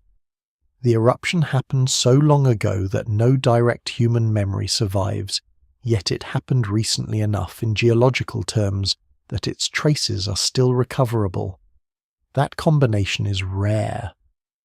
Toba allows science to place human vulnerability against a known planetary disturbance. It lets researchers ask how culture, mobility, ecology, and demography respond to sudden shock. It also warns against turning evidence into legend too quickly. A supervolcano is dramatic enough without forcing it to explain everything. In the dust, the story becomes both clearer and more complicated. Toba was immense. Its ash travelled far. Its atmospheric effects were likely significant, though their severity remains debated. Humans and other animals lived through landscapes altered by ash and climate. Some populations may have suffered deeply, some may have endured with surprising continuity. The evidence does not erase the mystery, it refines it. Every layer of ash is a message from a day without witnesses. It says that the sky once carried Sumatra across the world. It says that a calm lake now fills the place where the crust collapsed. It says that the human story crossed that line somehow not untouched. Not fully understood, but not ended. The dust does not give a confession, it gives a boundary. On one side lies the world before Toba, on the other lies the world after. Between them is the thin grey proof that Earth changed suddenly and humanity had to continue from there. Across the Indian subcontinent, the Toba eruption leaves one of its most important and disputed traces. The volcano itself stands far to the southeast beyond the sea, hidden from any people living in the river valleys, plateaus, forests, and open landscapes of ancient India. Yet the eruption reaches them anyway. Fine ash travels on high winds and settles across parts of the region, becoming a pale marker in sediments that will later draw archaeologists into one of the central arguments about human survival. If Toba nearly erased humanity, India should have been one of the places where the evidence might show it. Instead, the ground gives a more complicated answer. The ash layer in India is not merely a sign of distant violence, it is a test line. In several places, stone tools have been found below it and above it, sometimes in ways that suggest continuity across the eruption. This matters because the Indian subcontinent occupies a crucial position in the story of early human dispersal. For groups moving eastward from Africa or through southern Asia, India may have been a corridor, a refuge, a barrier, or all three at different times. Its landscapes are diverse enough to support many survival strategies: river systems, rocky uplands, seasonal grasslands, forests, coastal margins, and monsoon-fed environments. A catastrophe that disrupts this region could shape migration population structure and the future spread of modern humans. The tools associated with this period are often described as Middle Paleolithic or Middle Stone Age-like technologies depending on region and tradition. They may include flakes, cores, points, scrapers, and prepared core techniques that show planning in how stone is shaped. These objects are not spectacular in the way later painted caves or carved figurines are spectacular, but they are deeply important. A prepared core is a record of intention. It shows that the maker understands how a stone will fracture before the final blow falls. Such tools carry learned habits, teaching and continuity. When similar technologies appear across the Toba ash horizon, they raise a difficult possibility people in parts of India did not vanish after the eruption. They continued, adapted, returned, or were replaced by groups with similar skills. That last uncertainty matters. Archaeology can show that tools exist, but tools do not always reveal exactly who made them. Modern humans may have made them. Other archaic human populations may have made similar tools. The Indian fossil record from this interval is sparse, so connecting tool traditions directly to Homo sapiens is not always straightforward. Scholars still debate who occupied parts of South Asia at the time of the eruption, and how these populations relate to later modern humans. The evidence remains incomplete and the stones do not carry names. Still, the continuity of artifacts across the ash complicates the older idea of total devastation. One of the most famous discussions centers on sites where Toba ash is found in association with stone artifacts, suggesting that tool-making activity continues before and after the fallout. The significance is not that life was easy. A group can survive through hardship and leave only a few tools. A population can shrink severely and still maintain a recognizable technology. But the evidence pushes against the image of the subcontinent as emptied by volcanic winter. India beneath the fallout appears not as a silent dead zone, but as a landscape where some human presence persists. Imagine the ash arriving over a dry river valley. The source is beyond imagination, but the effect is immediate. A grey film settles over exposed stone scrub, animal tracks and waterholes. People who live by seasonal knowledge may recognise that something unprecedented has happened. The sky is not behaving like a storm. The dust is not ordinary dust. It falls from above and coats everything. If the layer is thin, the group may endure with irritation and caution. If thicker water and food become urgent problems, they may move toward a river, but rivers carry ash too. They may seek rocky shelters, but shelters do not feed children. They may follow animals, but animals are moving under the same stress. The monsoon adds another layer to the story. India's environments depend heavily on seasonal rainfall, and even small shifts in monsoon strength can transform landscapes. After Toba, if volcanic aerosols affected temperature gradients and atmospheric circulation, rainfall patterns may have changed. The precise regional effect remained debated, but disruption to monsoon systems could have altered plant growth, river flow, and animal movement. Ashfall alone is a visible shock. Monsoon change is a deeper one, unfolding across seasons. For mobile groups, the danger would lie in the failure of expected timing, the water that should return but does not. the grasses that grow late, the animals that avoid a familiar valley. Yet India is not one environment. This may be one reason survival remains plausible. In one region, ash and drought may create severe hardship. In another, riverine resources may buffer the crisis. In rocky zones, people may find stone for tools and shelters from exposure. Along coasts, though, many ancient shorelines are now drowned or altered.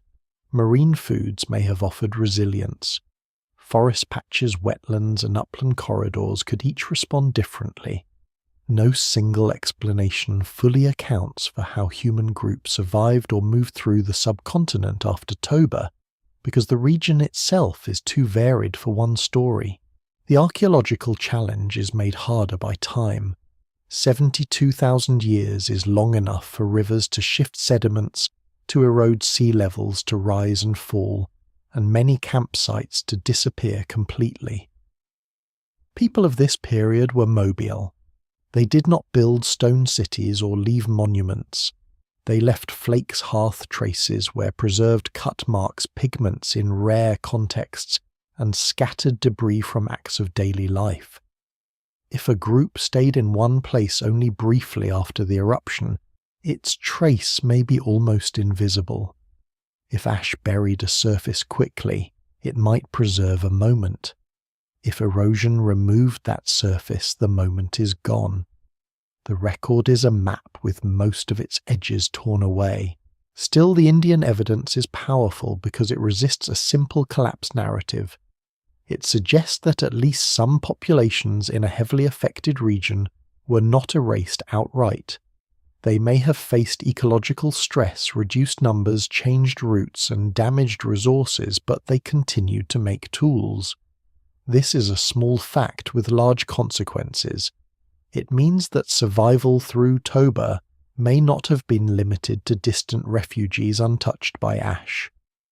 Some groups may have endured within the fallout zone itself. There is quiet human drama in that possibility. The people living in these landscapes do not know they are evidence. They do not know that their flakes and cores will one day become part of an argument over whether humanity nearly disappeared. They are not trying to preserve a message.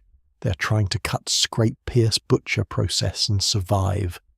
A stone tool dropped above the ash layer may represent an ordinary act in extraordinary conditions. Someone needed an edge. Someone struck stone. Someone carried on. That ordinary continuity may be the most important clue of all. Catastrophe does not always look like total silence. Sometimes it looks like the same kind of tool made under worse skies. It looks like familiar habits performed in unfamiliar stress. It looks like people refusing without any grand intention to become an absence. India beneath the fallout shows that the aftermath of Toba was not a clean boundary between life and extinction. It was a zone of pressure, adaptation, and uncertainty. This does not mean the eruption was harmless in South Asia. It may have killed many animals, damaged vegetation, forced movements, and reduced human numbers in ways archaeology cannot easily measure. It may have made already marginal landscapes temporarily impossible. Some groups surely vanished without leaving enough evidence to identify their loss. But the surviving record suggests that other groups remained. The ash did not write the same ending everywhere. In that sense, India becomes one of the great complications in the Toba story. The volcano's fallout is present, but the human signal does not simply stop. The world is injured but not emptied. The tools above the ash are modest, weathered, and often difficult to interpret, yet they carry a profound implication. After the sky changed, hands still shaped stone. After the dust settled, knowledge still passed from one person to another. After one of the largest eruptions in recent Earth history, human life in at least some affected landscapes continued, and this continuity forces the story to move away from a single dramatic extinction scene and towards something more subtle. Toba may have been devastating, but humans were not merely victims beneath the ash. They were mobile problem solvers in a broken environment, sometimes overwhelmed, sometimes lucky, sometimes sustained by the deep flexibility of their way of life. The Indian record does not end the debate, it sharpens it. It asks not whether catastrophe happened, but how people endured inside it, and how much survival can hide behind a few pieces of worked stone. Far from Sumatra, beyond the thickest ash and the direct violence of the caldera, Africa remains the deepest reservoir of the human story. It is not untouched by the wider climate systems that Toba may have disturbed, but it is distant enough that the eruption arrives less as falling volcanic dust and more as a possible change in weather season temperature and ecological pressure. For early modern humans, Africa is not a single refuge. It is a continent of shifting coastlines, inland basins, deserts, rivers, grasslands, woodlands, mountains, and shorelines, where survival depends on moving through variety. If Toba tests humanity, Africa may be where much of the answer is hidden. The African record before and after the eruption is not simple. Sites are scattered, dates carry uncertainty, and many ancient landscapes have been altered beyond recognition. But what survives suggests that Homo sapiens populations in Africa had already developed flexible ways of living long before Toba. They used stone technologies suited to different tasks. They exploited varied foods. In some regions, they used pigments such as ochre, worked with materials that rarely preserve, and maintained social worlds more complex than stone alone can show. The evidence remains incomplete, yet it points toward a species already capable of adjusting behavior to changing environments. That flexibility matters because Africa during the late Pleistocene is climatically restless. The Sahara is not always the same desert. Lakes expand and shrink. Grasslands spread and retreat. River corridors open and close. Coastal plains appear and disappear with sea level change. In eastern and southern Africa, shifts in rainfall can turn familiar landscapes into harder ones within generations. Toba enters this instability as a possible amplifier. It may cool parts of the planet, alter rainfall, or weaken ecological productivity for a time. But African humans are already living in a world where survival requires adaptation to change. The eruption may be one more severe blow in a long series of environmental tests. Coasts are especially important in this story. Along parts of Africa's southern and eastern shores, marine resources offer a different kind of security. Shellfish fish, seabirds seaweed, and coastal plants can provide food when inland hunting becomes unreliable. Coastal foraging is not effortless. It requires knowledge of tides, seasons, dangerous surf-edible species and safe gathering places.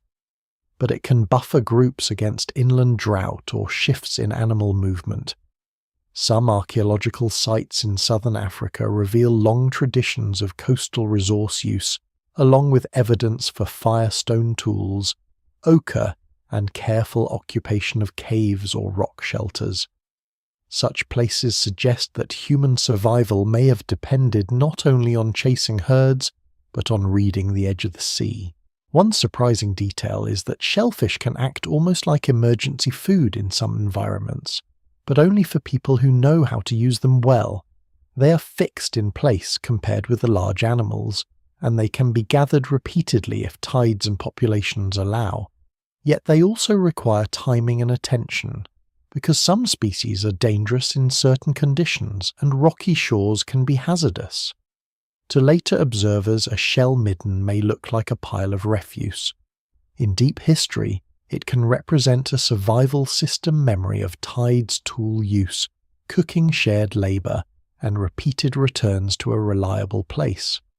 If inland conditions worsened after Toba, such knowledge could have become even more valuable. Inland refuges also matter. Rivers, wetlands, lake margins, and ecotones between different habitats can support a wide range of foods. A group living near a river may fish, gather plants, hunt animals drawn to water, collect birds or eggs, and find raw material for tools.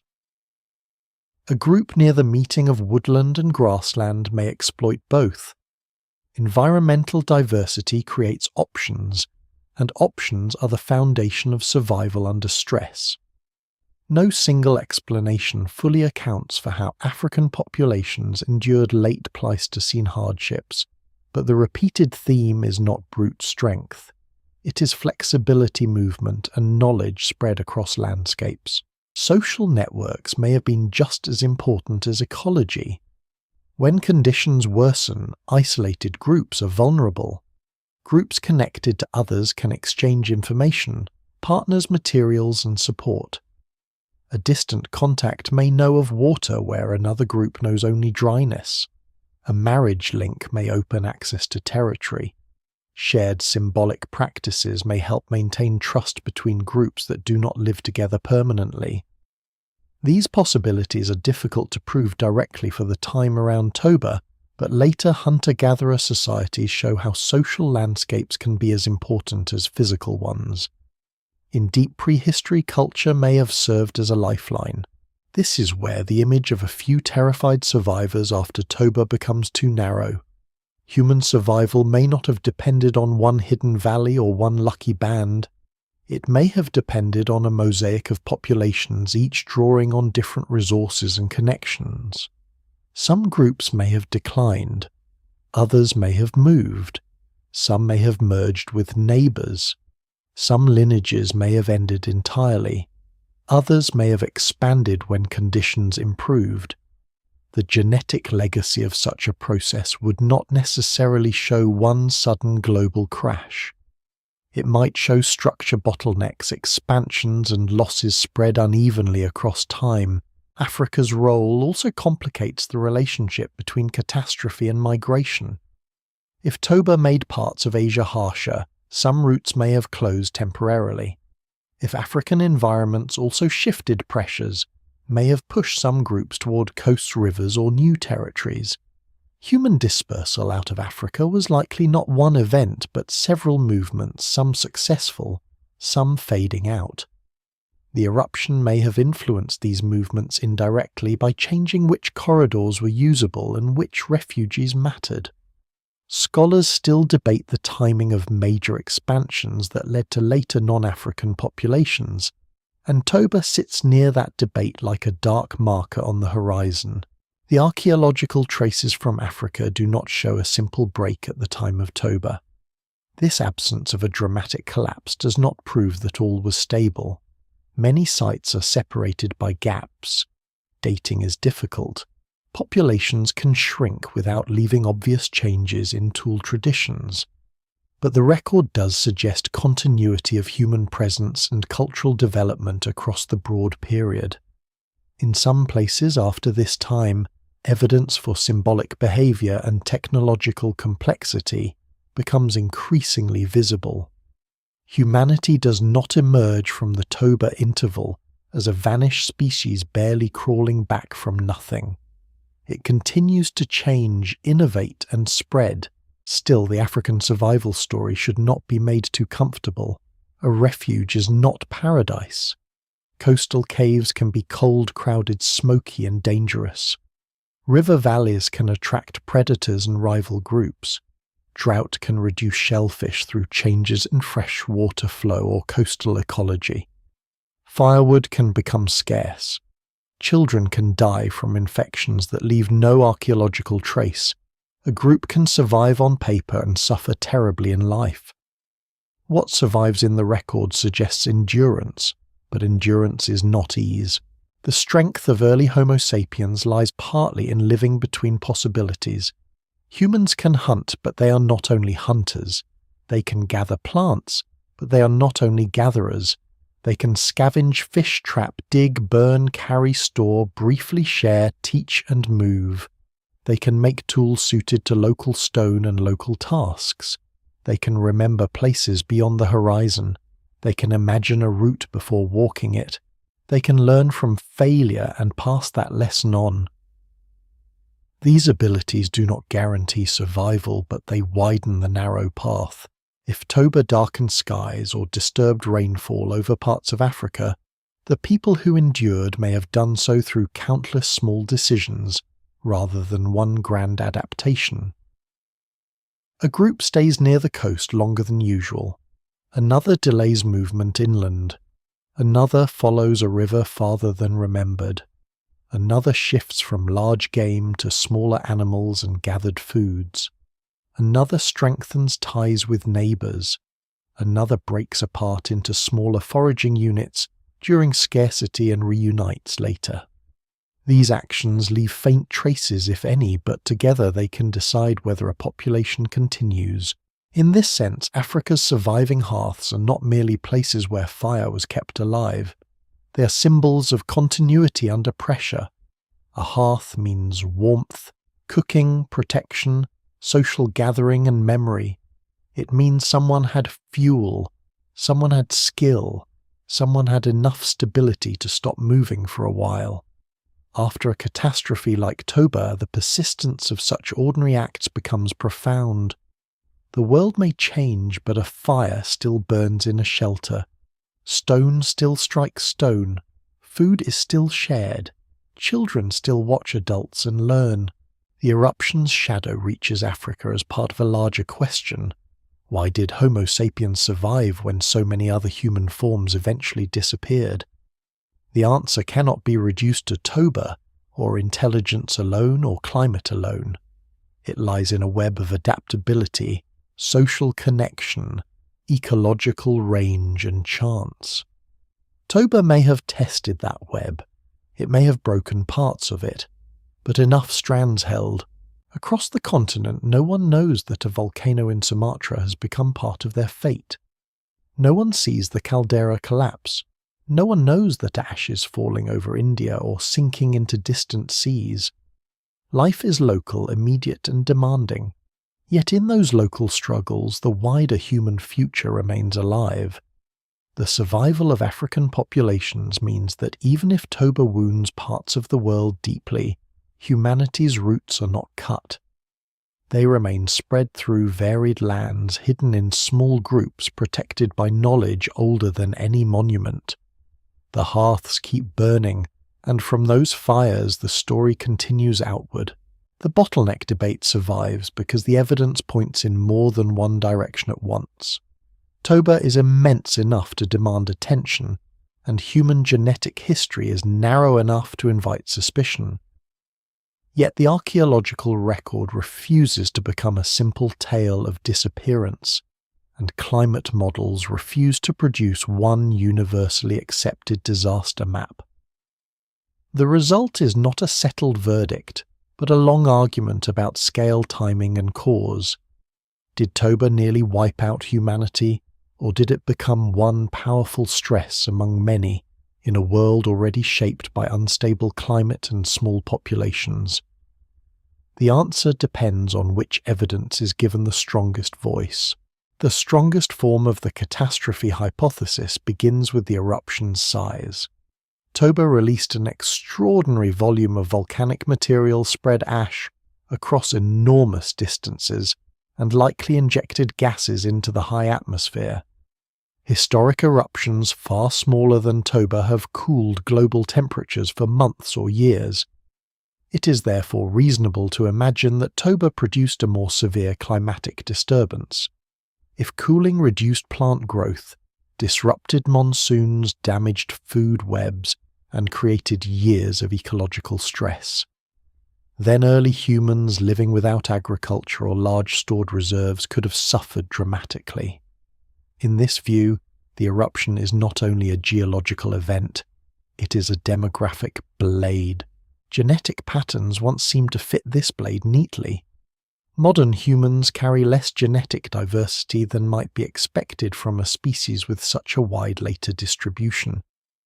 Some early interpretations propose that a severe population crash occurred around the time of Toba, leaving only a small surviving population from which later humans descended. The timing felt compelling. A giant eruption, a genetic narrowing of fragile species.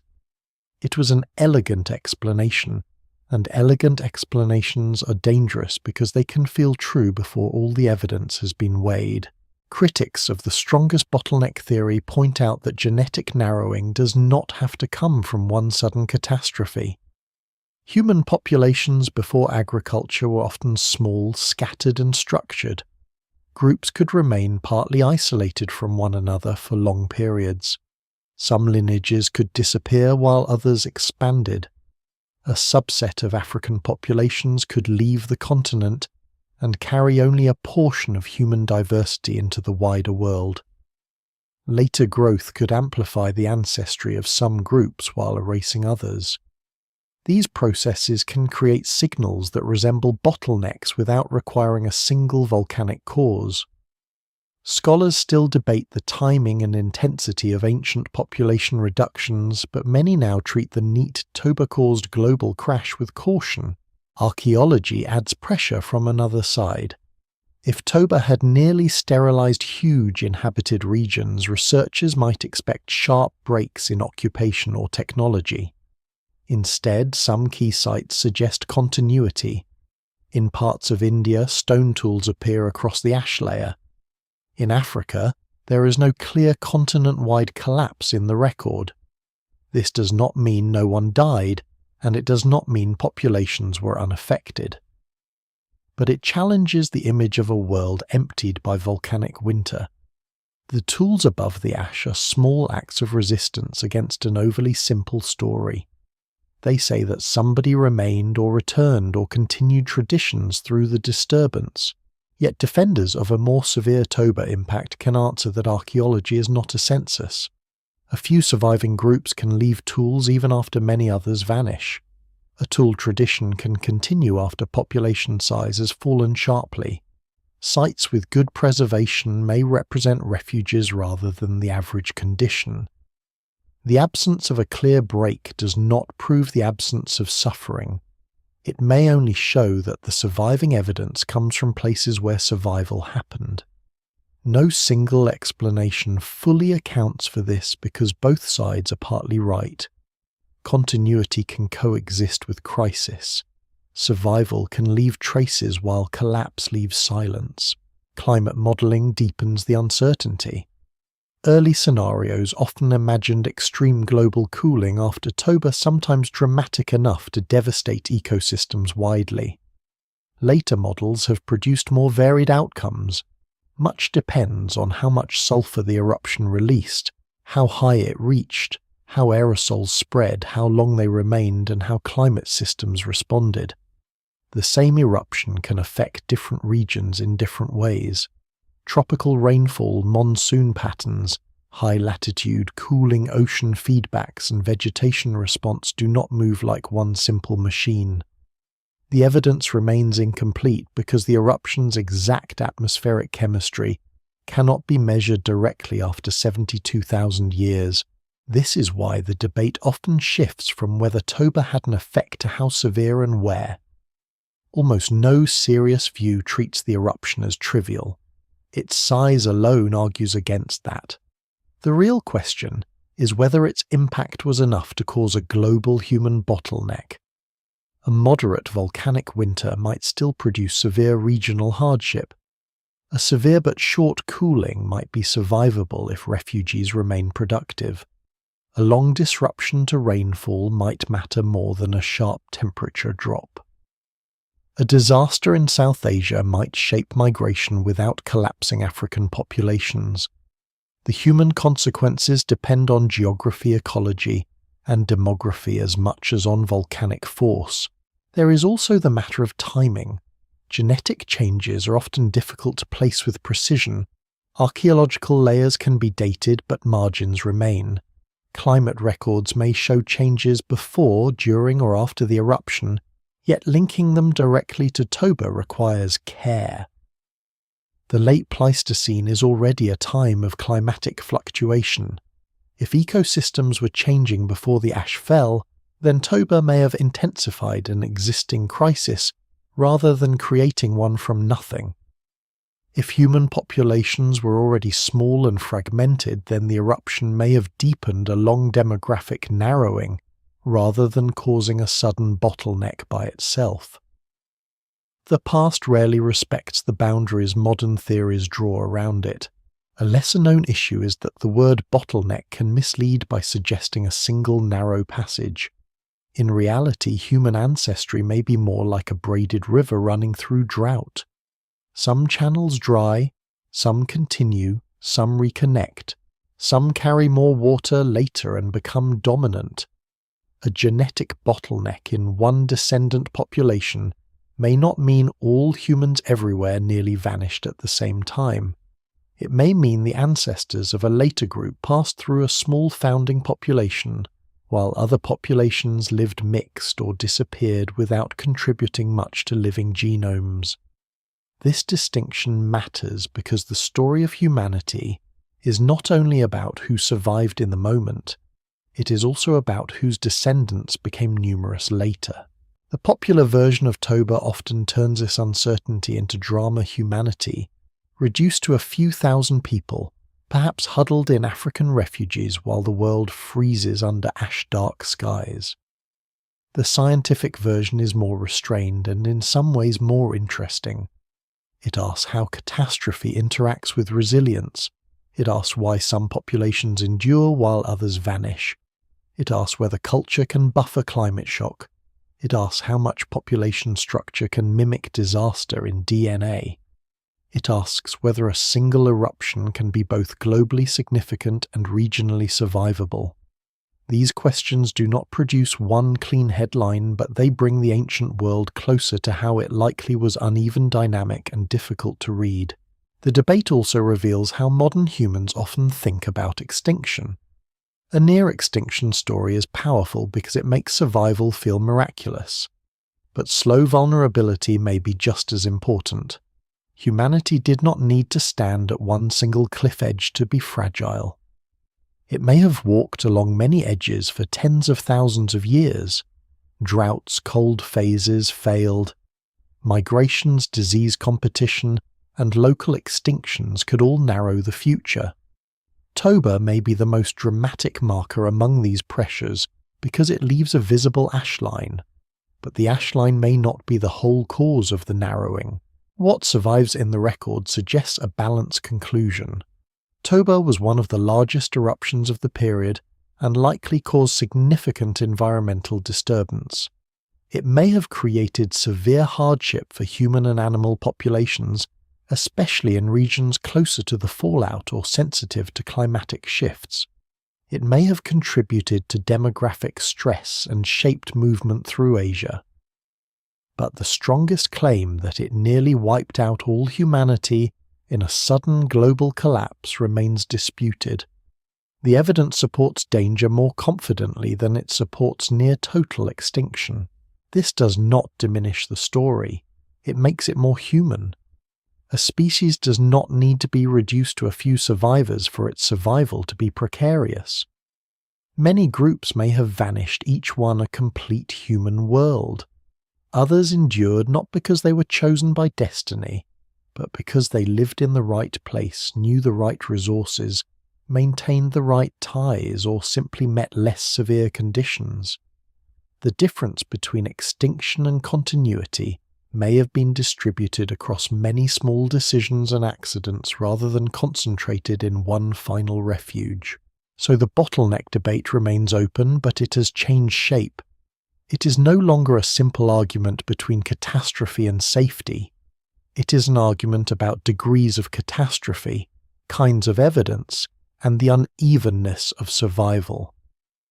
Toba's eruption may not have been the single event that almost erased humanity, yet it still exposes how vulnerable humanity once was. It shows that a force from deep inside the earth could enter the story of genes, tools, migrations, and memory. It shows that the line leading to the present was not broad and secure, but narrow, in places broken in others, and carried forward by people who never knew they were preserving the future. While Toba throws its shadow across the world of early Homo sapiens, other humans are living under the same unstable sky. The planet is not yet a human world in the modern sense ruled by one surviving species. It is a world of relatives, cousins, and neighbouring forms of humanity, whose histories overlap and vanish in fragments. Neanderthals hold parts of Western Eurasia. Denisovans, still known mostly through sparse fossils and genetic traces, occupy landscapes somewhere across Asia. Other human populations may persist in island Southeast Asia, and perhaps in places where the fossil record remains too thin to speak clearly. Toba erupts into this braided human world, not into a world belonging to Homo sapiens alone. This matters because catastrophe does not strike all humans equally. Neanderthals are not living near Toba in the same way some South Asian populations may have been. Their main known range lies much farther west and north across Europe and Western Asia, where the direct ashfall is not the central issue. But they live in climates already shaped by glacial cycles, shifting forests, cold steppes, and changing animal populations. If Toba contributes to broader cooling or ecological disruption, then it may add pressure to populations that are already adapted to difficult conditions but not immune to rapid change. The evidence remains incomplete, and scholars do not usually place Neanderthal decline directly on Toba alone, yet the eruption belongs to the larger background of climatic instability that all late Pleistocene humans must navigate. Neanderthals are often misimagined as crude figures waiting to be replaced, but the evidence shows a far more capable human population. They make tools, use fire hunt large animals, occupy caves and open-air sites, and survive across demanding environments for hundreds of thousands of years. Some evidence suggests care for injured individuals, use of pigments in certain contexts, and complex behavior that continues to be debated and refined.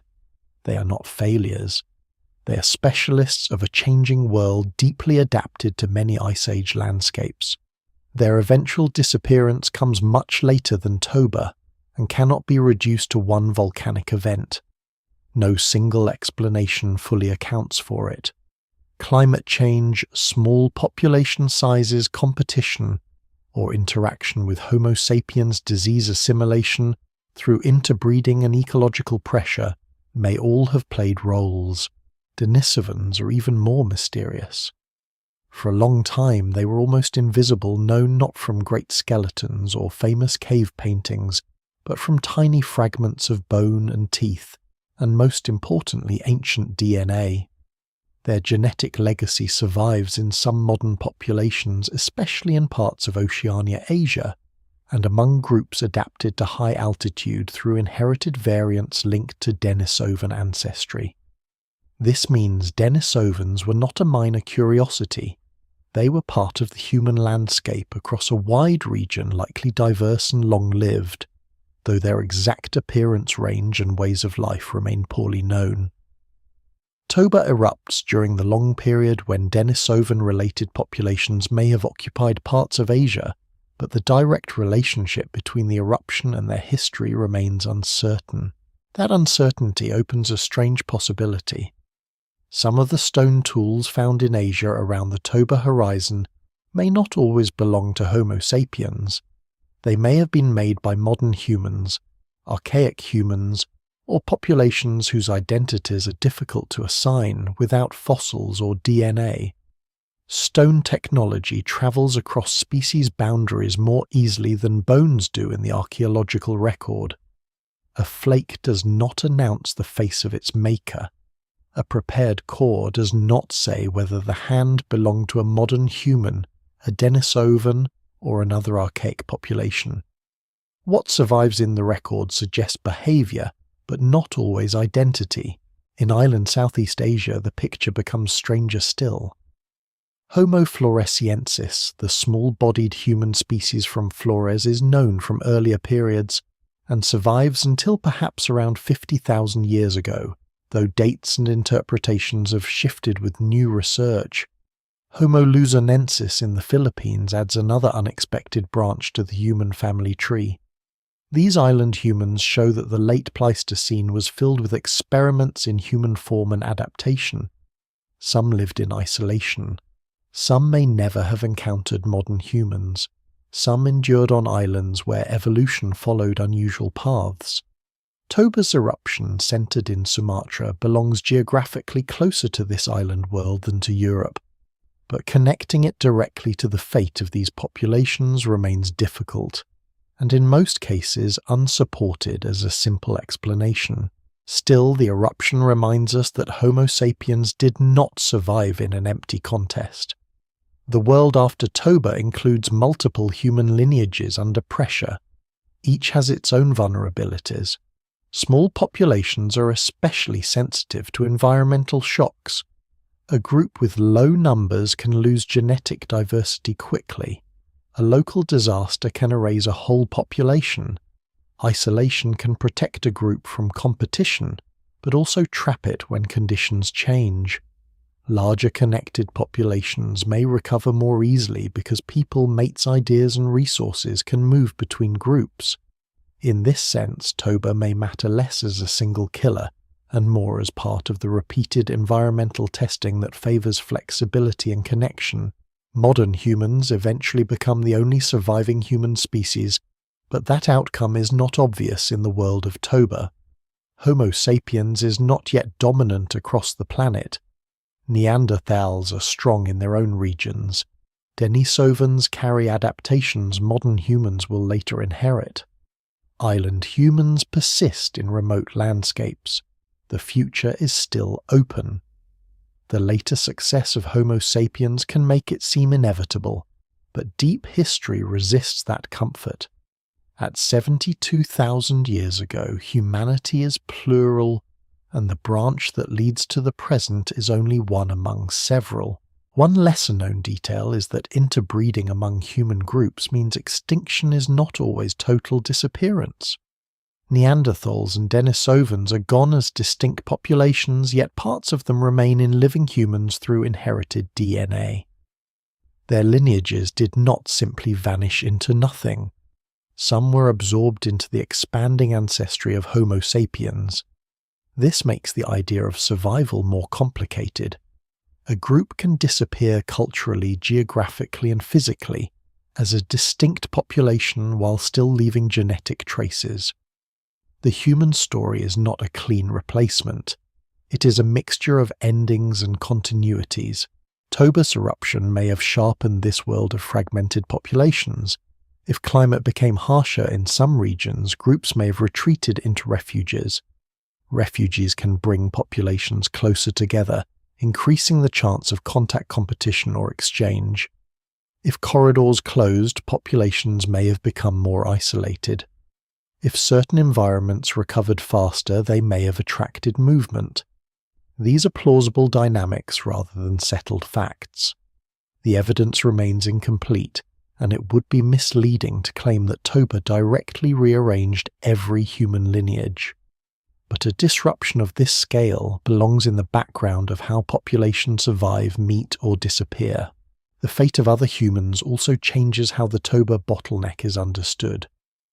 A crisis for Homo sapiens does not automatically mean a crisis for all humans, and a crisis for all humans does not leave the same evidence everywhere. Neanderthals in Europe may experience different pressures from modern humans in Africa, or archaic populations in Asia. Denisovans may occupy ecological zones that respond differently to volcanic cooling or rainfall change. Island humans may be buffered from some continental effects but vulnerable to limited resources. The eruption is global in potential, but its consequences remain local. There is a quiet tragedy in this plural human world, because most of its stories have no ending we can narrate clearly. No one knows the last Denisovan community. No one knows the last Neanderthal child. No one knows whether a small archaic group in Asia watched ash fall after Toba and continued for generations before vanishing for reasons that left no trace. Deep time is full of last days that were not recognized as last days. A fire goes out. A route is no longer walked. A tool tradition stops. A language, if there was one, disappears with the final speakers. The landscape remains, but the human world that lived within it is gone. Against that background, Homo sapien survival, after Toba becomes less like a lone victory and more like one outcome among many possible outcomes. Modern humans endure, expand, and eventually absorb traces of other human lineages, but they do so in a world where disappearance is common. The eruption's darkness, whether severe or moderate, falls across a planet where human futures are still uncertain. Some branches continue for a while, some merge, some end. The shadowed figures around Toba remind us that the story is larger than one species nearly wiped out.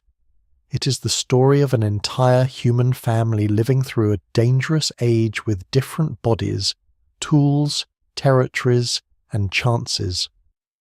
Toba may not explain why the others vanished, but it belongs to the same deep pattern: unstable climates, small populations, sudden shocks, and the uneven survival of those best able to move, connect, adapt, or simply endure. Beneath the ashen cold, the human tree is being pruned in ways no one can see. The branch that leads to the present remains alive, but around it other branches are already trembling. After the darkness movement continues, this may be the most important fact in the entire Toba story. The eruption does not freeze humanity in place forever. It does not close every corridor, empty every shoreline, or end the restless outward pressure of small groups seeking water, food, safety, and opportunity. The world after Toba is altered, perhaps wounded in many regions, but not sealed. Human beings keep moving through it, and over time those movements become one of the great transformations in the history of the species. Migration in this period is not a single heroic departure from Africa, or a straight road into the rest of the world. It is more like a tide moving through broken channels. Some groups push outward and fail. Some reach new landscapes and leave few descendants. Some remain close to old territories. Some follow coasts, rivers, grasslands, or animal routes when climate opens a passage.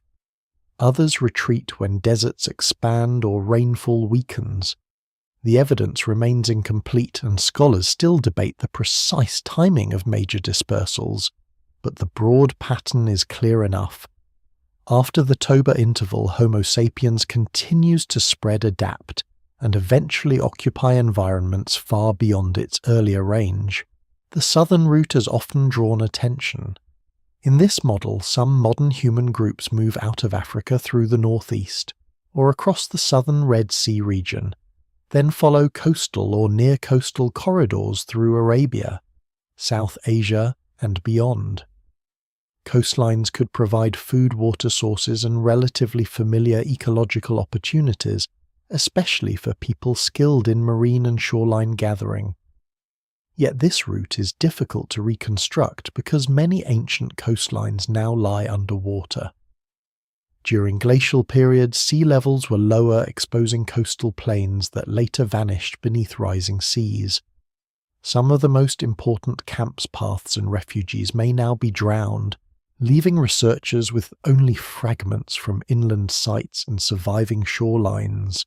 Arabia is another shifting gate. At times it is a harsh barrier of desert. At other times, stronger rainfall creates lakes, rivers, grasslands, and corridors that animals and humans can follow. Stone tools found in Arabian contexts suggest repeated human presence during wetter phases, though connecting every occupation to later lineages is difficult. Toba may have disrupted some of these windows, but it did not erase the larger rhythm. Green corridors opened and closed. Human movement followed opportunity, not a map. A route that was impossible for one generation might become possible for another. South Asia, lying beneath part of the Toba fallout, becomes both a challenge and a bridge. If human groups survived there across the ash horizon, then the region may have remained part of the wider network of movement even after the eruption. If some areas were abandoned temporarily, others may have persisted as refugees. River systems, uplands, and coasts could support different strategies. Over generations, people moving through or living within South Asia may have contributed to the later expansion towards Southeast Asia and Australia. The exact sequence remains debated, but the continuation of human activity after Toba makes it harder to imagine the eruption as a locked gate across the entire region. Farther east, the story becomes extraordinary. By at least around 65,000 years ago, and possibly within a debated range around that time, modern humans are present in Australia, or Sahul, the Ice Age continent that joined Australia, New Guinea and Tasmania when sea levels were lower. Reaching Sahul required crossing water gaps even at low sea level. This means that sometime after the Toba period, human groups achieved movements that demanded planning, social coordination, and the ability to enter unfamiliar ecological worlds. They encountered landscapes filled with animals unlike those of Africa or Asia, from giant marsupials to unfamiliar birds and reptiles. Their arrival marks one of the great expansions of humanity, and it happens not long after the period once imagined as nearly terminal. This does not prove Toba was harmless. It shows that whatever damage the eruption caused, human expansion resumed or continued within a few thousand years. In deep time, a few thousand years is brief. In human life, it is countless generations. A crisis can be severe and still leave descendants capable of movement later. Populations can shrink, recover, split, and expand again. The fact that modern humans reached new lands after Toba suggests resilience, but resilience may have been built through suffering and loss rather than untouched strength. Movement after darkness also means cultural adaptation. As humans enter new regions, they face unfamiliar climates, plants, animals, stones, and hazards. A tool form useful in one landscape may need adjustment in another. Fire use, shelter, clothing carrying containers, water knowledge, and social learning all become critical. The archaeological record often preserves stone best, but the real migration toolkit is broader. It includes stories of routes remembered, watershed warnings, seasonal timing, childcare during travel, and the ability to learn from neighbouring groups or from repeated failure. What survives in the record suggests that Homo sapiens succeeds, partly because culture can move faster than genes. One surprising element in post-Toba migration is that expansion does not mean immediate dominance. Modern humans spreading through Asia likely encounter other human populations, including Denisovan-related groups, and perhaps others not yet known from fossils. These encounters may include avoidance, competition exchange, or interbreeding. The DNA of living people shows that some of these contacts were intimate enough to leave descendants. Human migration is therefore not a clean replacement wave. It is a series of meetings in landscapes already inhabited by relatives. Some of these relatives vanish as distinct populations, but not before contributing to the ancestry of later humans. Climate continues to shape the routes. Cold and dry phases can push people toward refuges. Warmer or wetter intervals can open grasslands and river corridors. Sea level changes alter coastlines, expose shelves, and later drown evidence. In Southeast Asia, lower sea levels connect many islands into Sundaland, a vast extension of the Asian mainland, but deep channels still separate it from Sahul.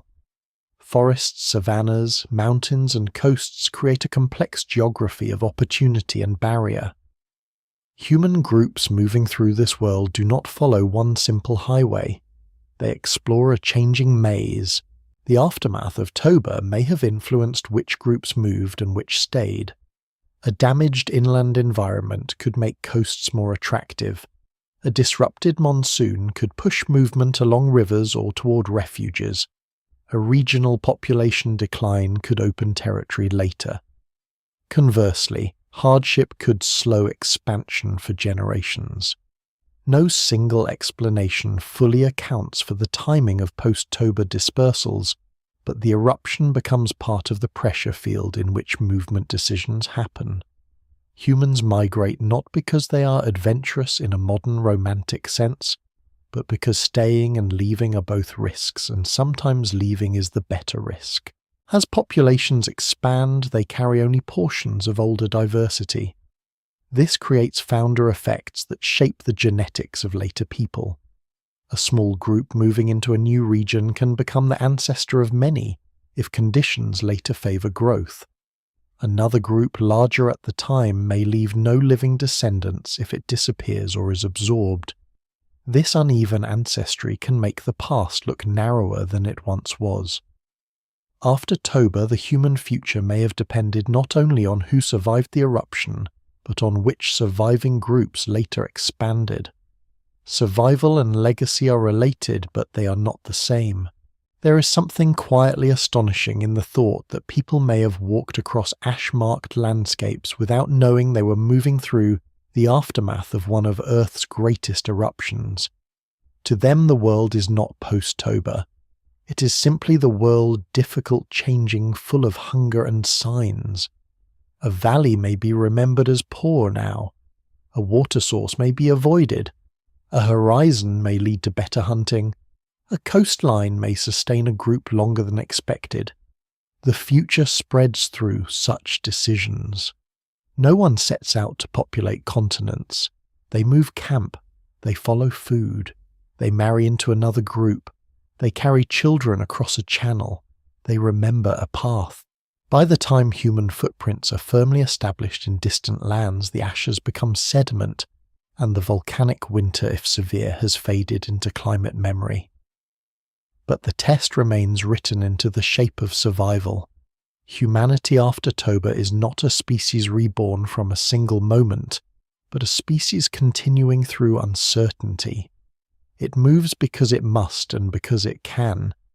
It moves through damaged regions, green windows, dry corridors, drowned coastlines and territories held by other humans. It moves with fire and stone, with infants and elders, with fear and knowledge, with losses that leave no names. The darkness does not stop the migration. It becomes part of what migration passes through. And in that passage the human story grows wider. The same species that may have trembled under ash-dark skies begins to reach islands, deserts, forests, cold steppes, and eventually nearly every kind of land on Earth. The line is not smooth. It is broken, delayed, and uncertain, but it continues. Somewhere beyond the shadow of Toba, small groups keep walking, and the map of humanity begins to open. No one remembers Toba directly. That may be the strangest part of the story. An eruption large enough to spread ash across seas, disturb climates, and mark sediments from one region to another leaves no surviving human tale, no inherited name, no myth that can be securely traced back to that ancient sky. The people who lived through its effect did not write. Their descendants carried memories for a time, perhaps in warnings about poisoned water, bad seasons, dead valleys, or strange ash, but spoken memory changes as generations pass. Eventually even the greatest events dissolve into altered habits, abandoned routes, and landscapes known only as dangerous or poor. The volcano remains in the earth, but disappears from human recollection. This is not because the event was unimportant. It is because 72,000 years is an almost impossible distance for memory. Human stories can endure for long periods, especially when tied to landscapes, floods, eruptions, stars, and migrations, but proving continuity across tens of thousands of years is extremely difficult. Memory needs communities to carry it, language to reshape it, and relevance to keep it alive. If groups moved, merged, died out, or changed languages many times, the original event would lose its edges. What began as a real catastrophe could become a caution, then a place name, then nothing at all. The evidence remains incomplete, and no surviving tradition can be confidently identified as a direct memory of Toba. Geology remembers differently. It does not need words. It preserves ash in sediment glass shards, in soil sulfate signals in ice, and the broad collapsed basin that later becomes Lake Toba. These traces are not memories in the human sense, but they are faithful in their own cold way. They do not exaggerate for drama. They do not comfort. They simply remain where conditions allow. A thin layer of volcanic material can outlast language families, migrations, religions, kingdoms, and entire civilizations. The irony is sharp. The people who may have suffered through the event vanish almost completely, while the dust that fell around them survives. This creates a deep imbalance in how the past is known. The eruption itself can be measured, sampled, and mapped. Human experience can only be inferred. Scientists can study ash chemistry and estimate eruption volume. They can model atmospheric effects and compare sediment layers. They can examine stone tools above and below the ash. But the fear of the people who saw the sky dim the decisions made beside contaminated water, the children lost during poor seasons, the roots abandoned forever, these remain outside direct evidence. The human heart of the event is the least preserved part, and yet absence is not emptiness. Archaeology often works through what remains after almost everything else has gone. A stone tool above an ash layer is not only a tool, it is a sign that life continued at that place or returned to it. A hearth trace is not only burned sediment, it is a sign of warmth, food gathering, and perhaps safety. A shell midden is not only refuse, it is a sign of repeated visits and remembered tides. A gap in occupation may indicate abandonment, but it may also reflect erosion, missed evidence, or a camp never preserved. Every clue must be handled with caution, because deep time gives fragments and asks for restraint. Toba's lack of memory also reminds us that humanity's most important turning points are not always remembered by humanity. The species may have passed through severe bottlenecks, migrations, encounters with other humans, and climate crises without preserving any story that later people could recognize. Much of what shaped the modern world happened before history, before writing, before monuments, before names. The ancestors who carried the future did not know they were ancestors in any grand sense. They lived inside daily need. They did not imagine that a layer of ash beneath their feet would become evidence in a future argument about extinction. There is a quiet humility in that. Later civilizations often measure importance by monuments, records, and rulers. But the deep past was shaped by people who left none of those things. A woman choosing where to carry a child during a failed season could matter more to the future than a king whose name filled stone walls tens of thousands of years later. A group surviving in a coastal refuge could matter more than an empire. A stone edge made under a dim sky could belong to a chain of continuity that no one at the time could see. What survives in the record suggests that history in its deepest sense is not only the story of those who recorded themselves, it is the story of those whose survival made all recording possible. The landscape itself becomes the archive. At Lake Toba today, water fills the caldera and green slopes soften the violence beneath them. Samosir Island rises within the lake, a landform shaped by the volcanic system after collapse. The region is inhabited, cultivated, travelled, and admired. To the eye it can seem peaceful, almost timeless. But the calm is misleading in the way many ancient landscapes are misleading. Beauty often grows over disaster. Forests root in ash. Villages stand on old volcanic ground. Rain fills a collapse scar with blue water. The world does not preserve catastrophe as a wound forever. It covers it, reworks it, and makes it livable again. This transformation can make ancient disaster feel unreal. A person standing beside Lake Toba now sees clouds, water hills, boats, fields, and human life. The mind must work to imagine the caldera forming the eruption columns, rising, the flows burning across land, the ash travelling toward distant regions. The same is true across India, where the ash layer may lie hidden beneath ordinary ground, and across Africa, where any effect may survive only indirectly in climate records, population histories, and archaeological continuities. Toba is everywhere and nowhere. Its traces are real but rarely visible without tools, training, and questions. One lesser-known aspect of such deep events is that their importance often becomes clear only when different sciences begin to speak to each other. A geologist studying volcanic deposits may not begin with human ancestry. An archaeologist studying stone tools may not begin with atmospheric sulfur. A geneticist modeling population size may not begin with ash chemistry. Toba forces these fields into conversation. The eruption becomes a meeting place for geology, climatology, archaeology, anthropology, and genetics.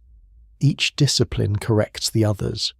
The volcano is too large for one science, and the human question too subtle for one archive.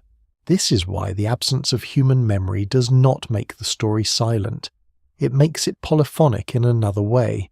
The lake speaks through its shape, ash speaks through chemistry, ice speaks through sulfate, tools speak through continuity and change, DNA speaks through patterns of ancestry, sediments speak through pollen erosion and microfossils. None gives a complete account. Together they create a broken but powerful chorus. Scholars still debate the meaning of that chorus, but its existence is remarkable. A disaster before history can still be studied not as legend but as material fact. There is also a warning here about how much has been lost. If Toba, one of the largest eruptions of the recent geological past, leaves such an uncertain human story, then countless smaller crises have vanished almost entirely. Droughts that ended local populations, floods that erased camps, diseases that moved through small groups, conflicts that left no skeletons failed, migrations that reached no descendants. These may have shaped humanity profoundly without leaving recognizable traces. Toba is famous partly because it left enough evidence to be argued over. Many other turning points left less. The lack of direct memory does not weaken the emotional force of the event. It sharpens it. The people who lived through Toba's aftermath were not characters in a story they knew would be told. They did not preserve testimony for later ages. They were absorbed back into the deep anonymity from which all humans come. Yet their survival, if they were among the lineages that continued, is present in every human body today. The memory is not verbal.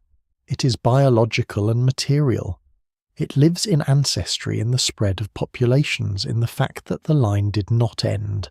So Toba becomes a memory without witnesses, or at least without witnesses who can still speak. It is remembered by stone ash, water ice, and genes. It is remembered by a lake that looks peaceful. It is remembered by tools found above a grey line in the ground. It is remembered by debates that remain unresolved because the past refuses to flatten itself into certainty. And it is remembered most quietly by the continuation of humanity itself, by the simple fact that after the ash fell and the sky changed, enough people kept living for memory in another form to begin again. The closer the story comes to the present, the easier it is to forget how narrow the beginning may have been.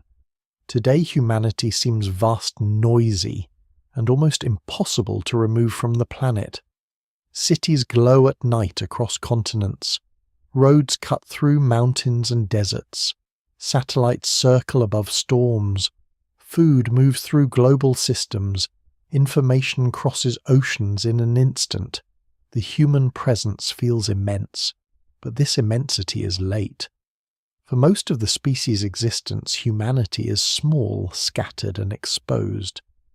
Around the time of Toba, the future may depend on groups so few that a harsh season, a failed refuge, or a broken chain of social ties can matter on a scale later history finds difficult to imagine.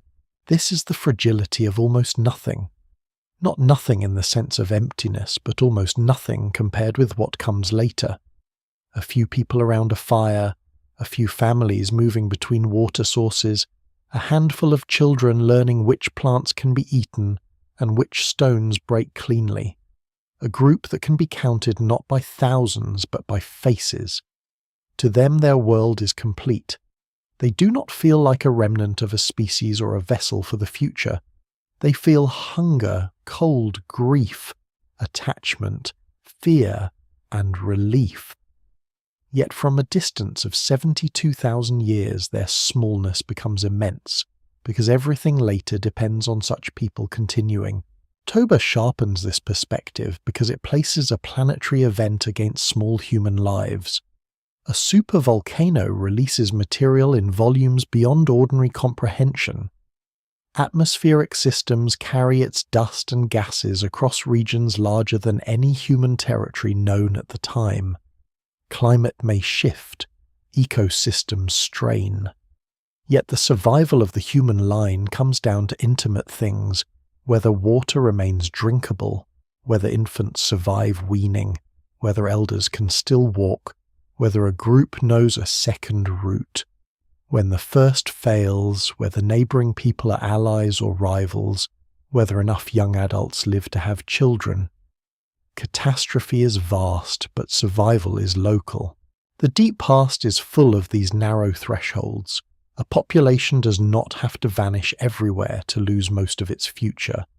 If many small groups die out and only a few leave descendants, later humanity carries the ancestry of survivors and forgets the rest. This makes the past look more directed than it was. The line that leads to the present can seem strong simply because it is the line still visible. But around it are countless invisible endings. Every extinct lineage represents people who also knew landscapes, made tools, cared for children, and carried knowledge. Their disappearance is not less real because no names remain. This is one reason the Toba debate matters even if the strongest near-extinction scenario is never proven. It forces attention onto the vulnerability of small populations. Modern humans were never guaranteed survival. Intelligence did not remove them from ecology. Culture did not free them from climate. Fire did not make them immune to hunger.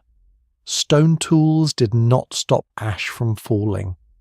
Adaptability widened the path, but the path could still narrow. Scholars still debate how narrow it became after Toba, yet the broader lesson stands: the early human future was not broad and inevitable. It was contingent, uneven, and repeatedly at risk.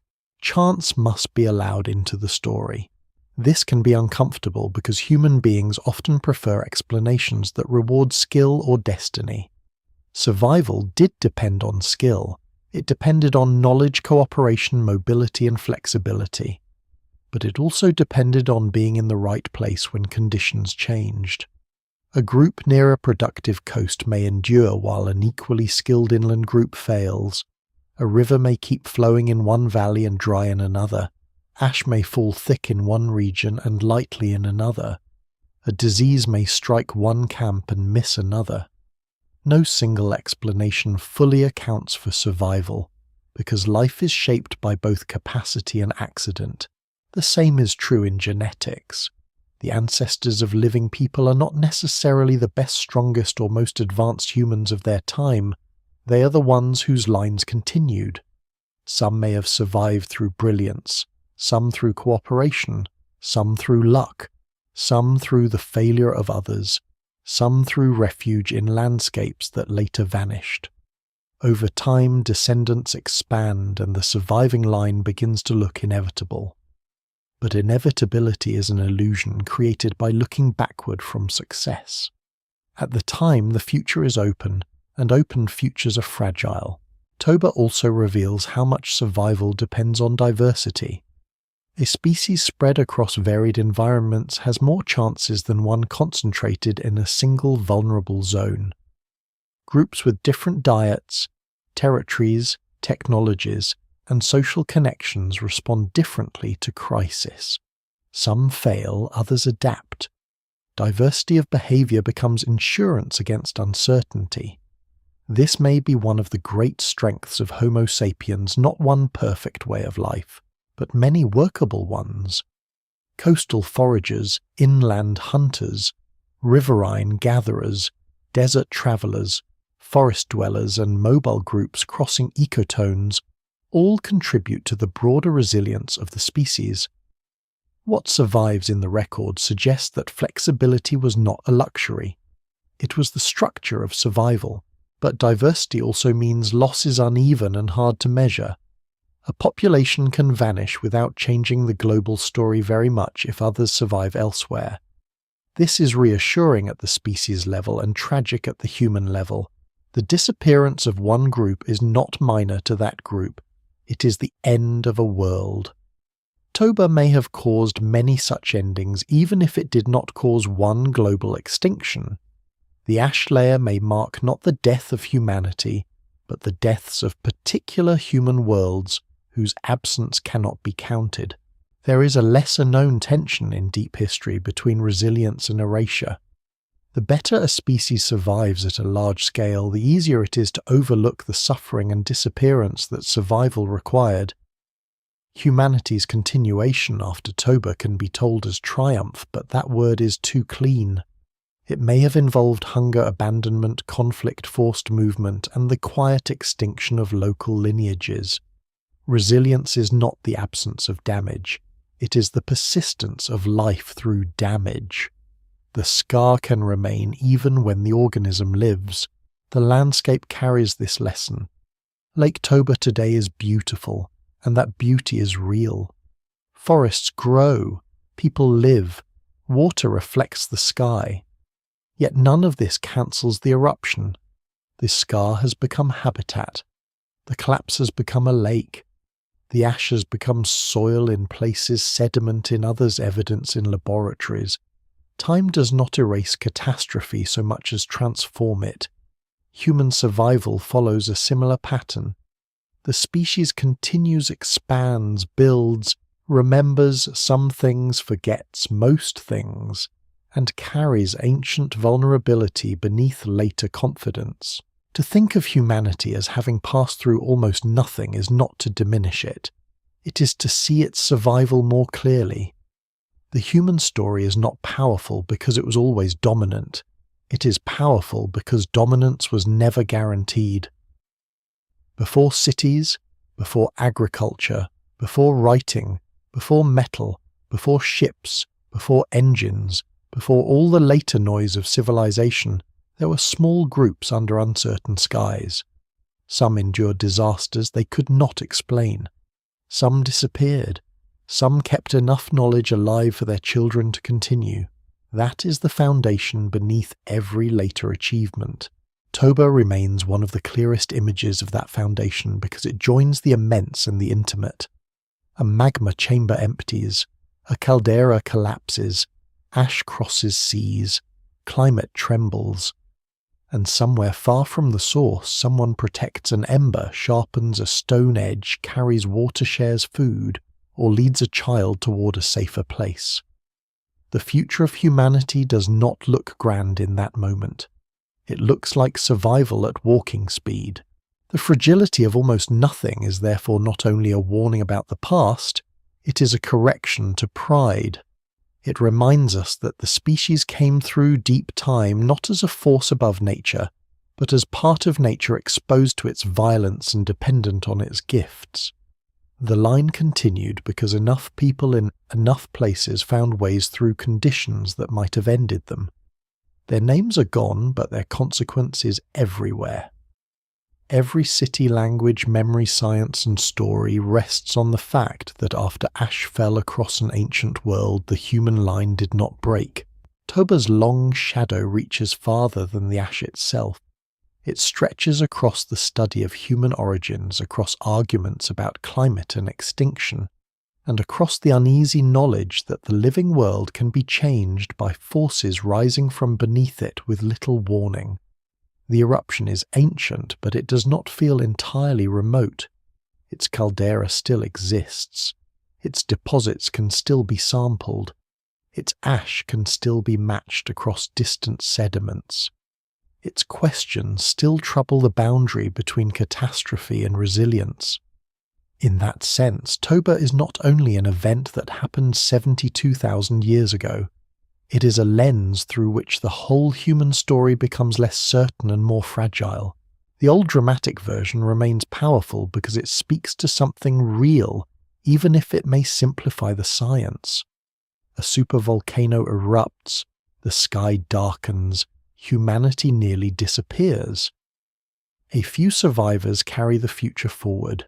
This version may not fully survive the evidence, but it points toward a truth that is hard to phrase. Neatly early human survival was precarious, and Toba was one of the greatest environmental shocks those populations may have faced. The strongest claim of a sudden global near extinction remains disputed, but the broader image of a vulnerable species passing through a dangerous world is sound. The evidence remains incomplete, yet it is complete enough to remove any sense of inevitability. What Toba teaches first is scale. Human beings often understand disaster through the scale of a settlement, a region, a generation, or a written record. Toba belongs to another order. It is a disaster that begins in geology and enters climate ecology and ancestry. It reminds the modern mind that Earth is not a stable stage on which human history simply unfolds. The stage itself moves, breaks, floods, burns, freezes and reforms. Continents drift, ice sheets grow, seas fall and rise, volcanoes sleep and wake. Human history, even before writing, is always entangled with these larger systems, but Toba also teaches limits. Even one of the largest eruptions in recent geological history does not explain everything. It does not provide a single key to human evolution. It does not neatly solve the mystery of genetic bottlenecks. It does not alone explain the later disappearance of Neanderthals, Denisovans, or other human forms. It does not turn the archaeological record into a simple before and after story. No single explanation fully accounts for the evidence. This is not a weakness of the story. It is the shape of reality. Great events matter, but they matter inside webs of other causes. The most balanced view may be that Toba was a severe test, not necessarily the final test. It likely devastated the region around Sumatra. It spread ash across parts of Asia. It may have disturbed climate and rainfall in ways that affected ecosystems and human groups unevenly. It may have contributed to demographic stress, migration shifts, and local collapses. Yet people survived in multiple places. Tools continue above ash layers. African populations endure. Movement resumes or continues into new lands. The long human story does not stop. It bends, narrows, perhaps breaks in some local branches and then carries on. That pattern is important because it avoids both exaggeration and comfort. Toba was not harmless. A catastrophe of that scale cannot be treated as a footnote. But neither was humanity simply erased and reborn from one tiny remnant in a way that the evidence clearly proves. The real story is more subtle. A damaged world, uneven survival, lost lineages, persistent knowledge, and small groups whose ordinary acts became the bridge between extinction and continuity. It is less like a single door closing and reopening, and more like many paths through a storm, some blocked forever, some found again, some leading into landscapes no one had known before. The long shadow also falls on how extinction is understood. Species do not always disappear in one dramatic moment. They can thin, fragment, retreat, and vanish in pieces. Local worlds end long before the larger world notices. A human group can disappear without leaving ruins, without leaving bones, without leaving even a recognizable break in the tools of a nearby group. Toba may have caused such endings. The fact that humanity as a whole survived does not mean all human worlds survived. What survives in the record suggests resilience, but resilience always carries the memory of what did not endure. There is a strange intimacy in the connection between Toba and every person alive. not because every ancestor necessarily stood under its ash, but because every living human descends from populations that passed through the age in which it occurred. Somewhere in the deep branching of ancestry the line crosses that troubled interval. It may pass through Africa, through coastal refugees, through inland corridors, through groups that never saw ash, but felt climate stress through others who lived nearer the fallout. The path cannot be traced person by person. It is too old, too braided, too broken. Yet the continuity is real. The present exists on the far side of that eruption. Lake Toba itself remains the most visible emblem of the story. A calm surface fills the caldera. Hills rise around it. Samosir Island rests within the basin like a landscape held inside a landscape. People live there now with ordinary days unfolding above extraordinary geology. The lake does not announce itself as a near ending of worlds. It does not explain the ash in distant soils or the debates in laboratories. It simply remains beautiful and immense, a quiet face over a violent past. That calm is part of its power. It shows how time can soften disaster without erasing it. The same is true of humanity. Later history covers the fragility of the beginning. Agriculture, cities, writing, ships, machines, and satellites make the species appear inevitable after the fact.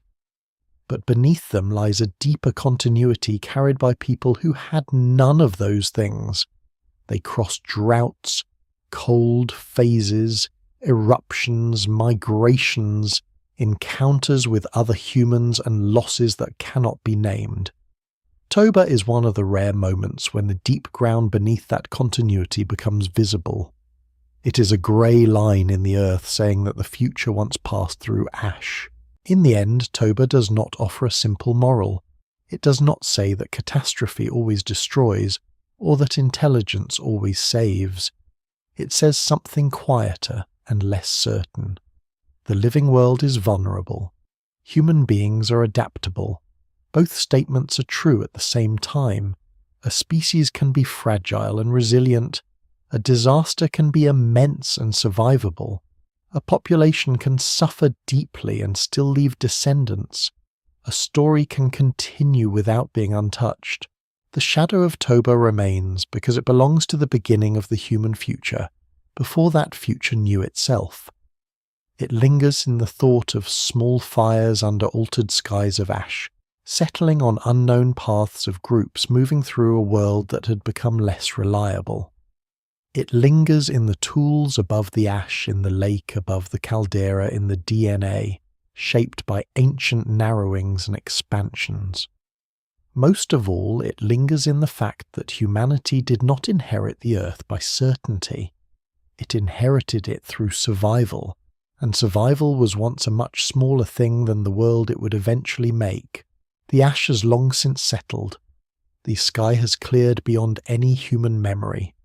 Forests have returned where fire once moved, and water rests inside the great hollow where the earth gave way. Lake Toba now holds clouds on its surface, as if the violence beneath it has become quiet enough to sleep. Around it, life continues in ordinary forms. Roads curve through hills, trees lean toward light, rain falls, drains, and gathers. The old eruption remains present, but it no longer speaks loudly. Far from Sumatra, the traces are thinner. A grey layer in the ground, a chemical signal in glass, a pattern in ancient climate, a question in human ancestry. These are the remains of a moment when the planet changed suddenly, and the future narrowed in ways that can never be fully measured. The people who lived through that age are gone beyond recovery. Their names, voices, fears, and small acts of care have vanished. Yet something of them remains in the continuation they carried forward. Toba's story ends without certainty, and that is fitting. The deep past rarely closes cleanly. It leaves fragments, patterns, and silences. It suggests that humanity may have suffered, moved, adapted, and endured through a world made colder, dimmer, and less reliable. It suggests that some groups disappeared while others found water, food, shelter, and one more season. It suggests that survival was not grand but patient. A fire kept alive, a child carried farther, a root remembered, a tool shaped again above the ash. In time, the descendants of those survivors spread across deserts, forests, islands, tundra, river valleys, and coasts. They build languages, myths, settlements, fields, temples, ships, cities, and instruments capable of reading the dust of an eruption older than memory. They look back and find a lake, a layer of ash, and a mystery waiting beneath the surface.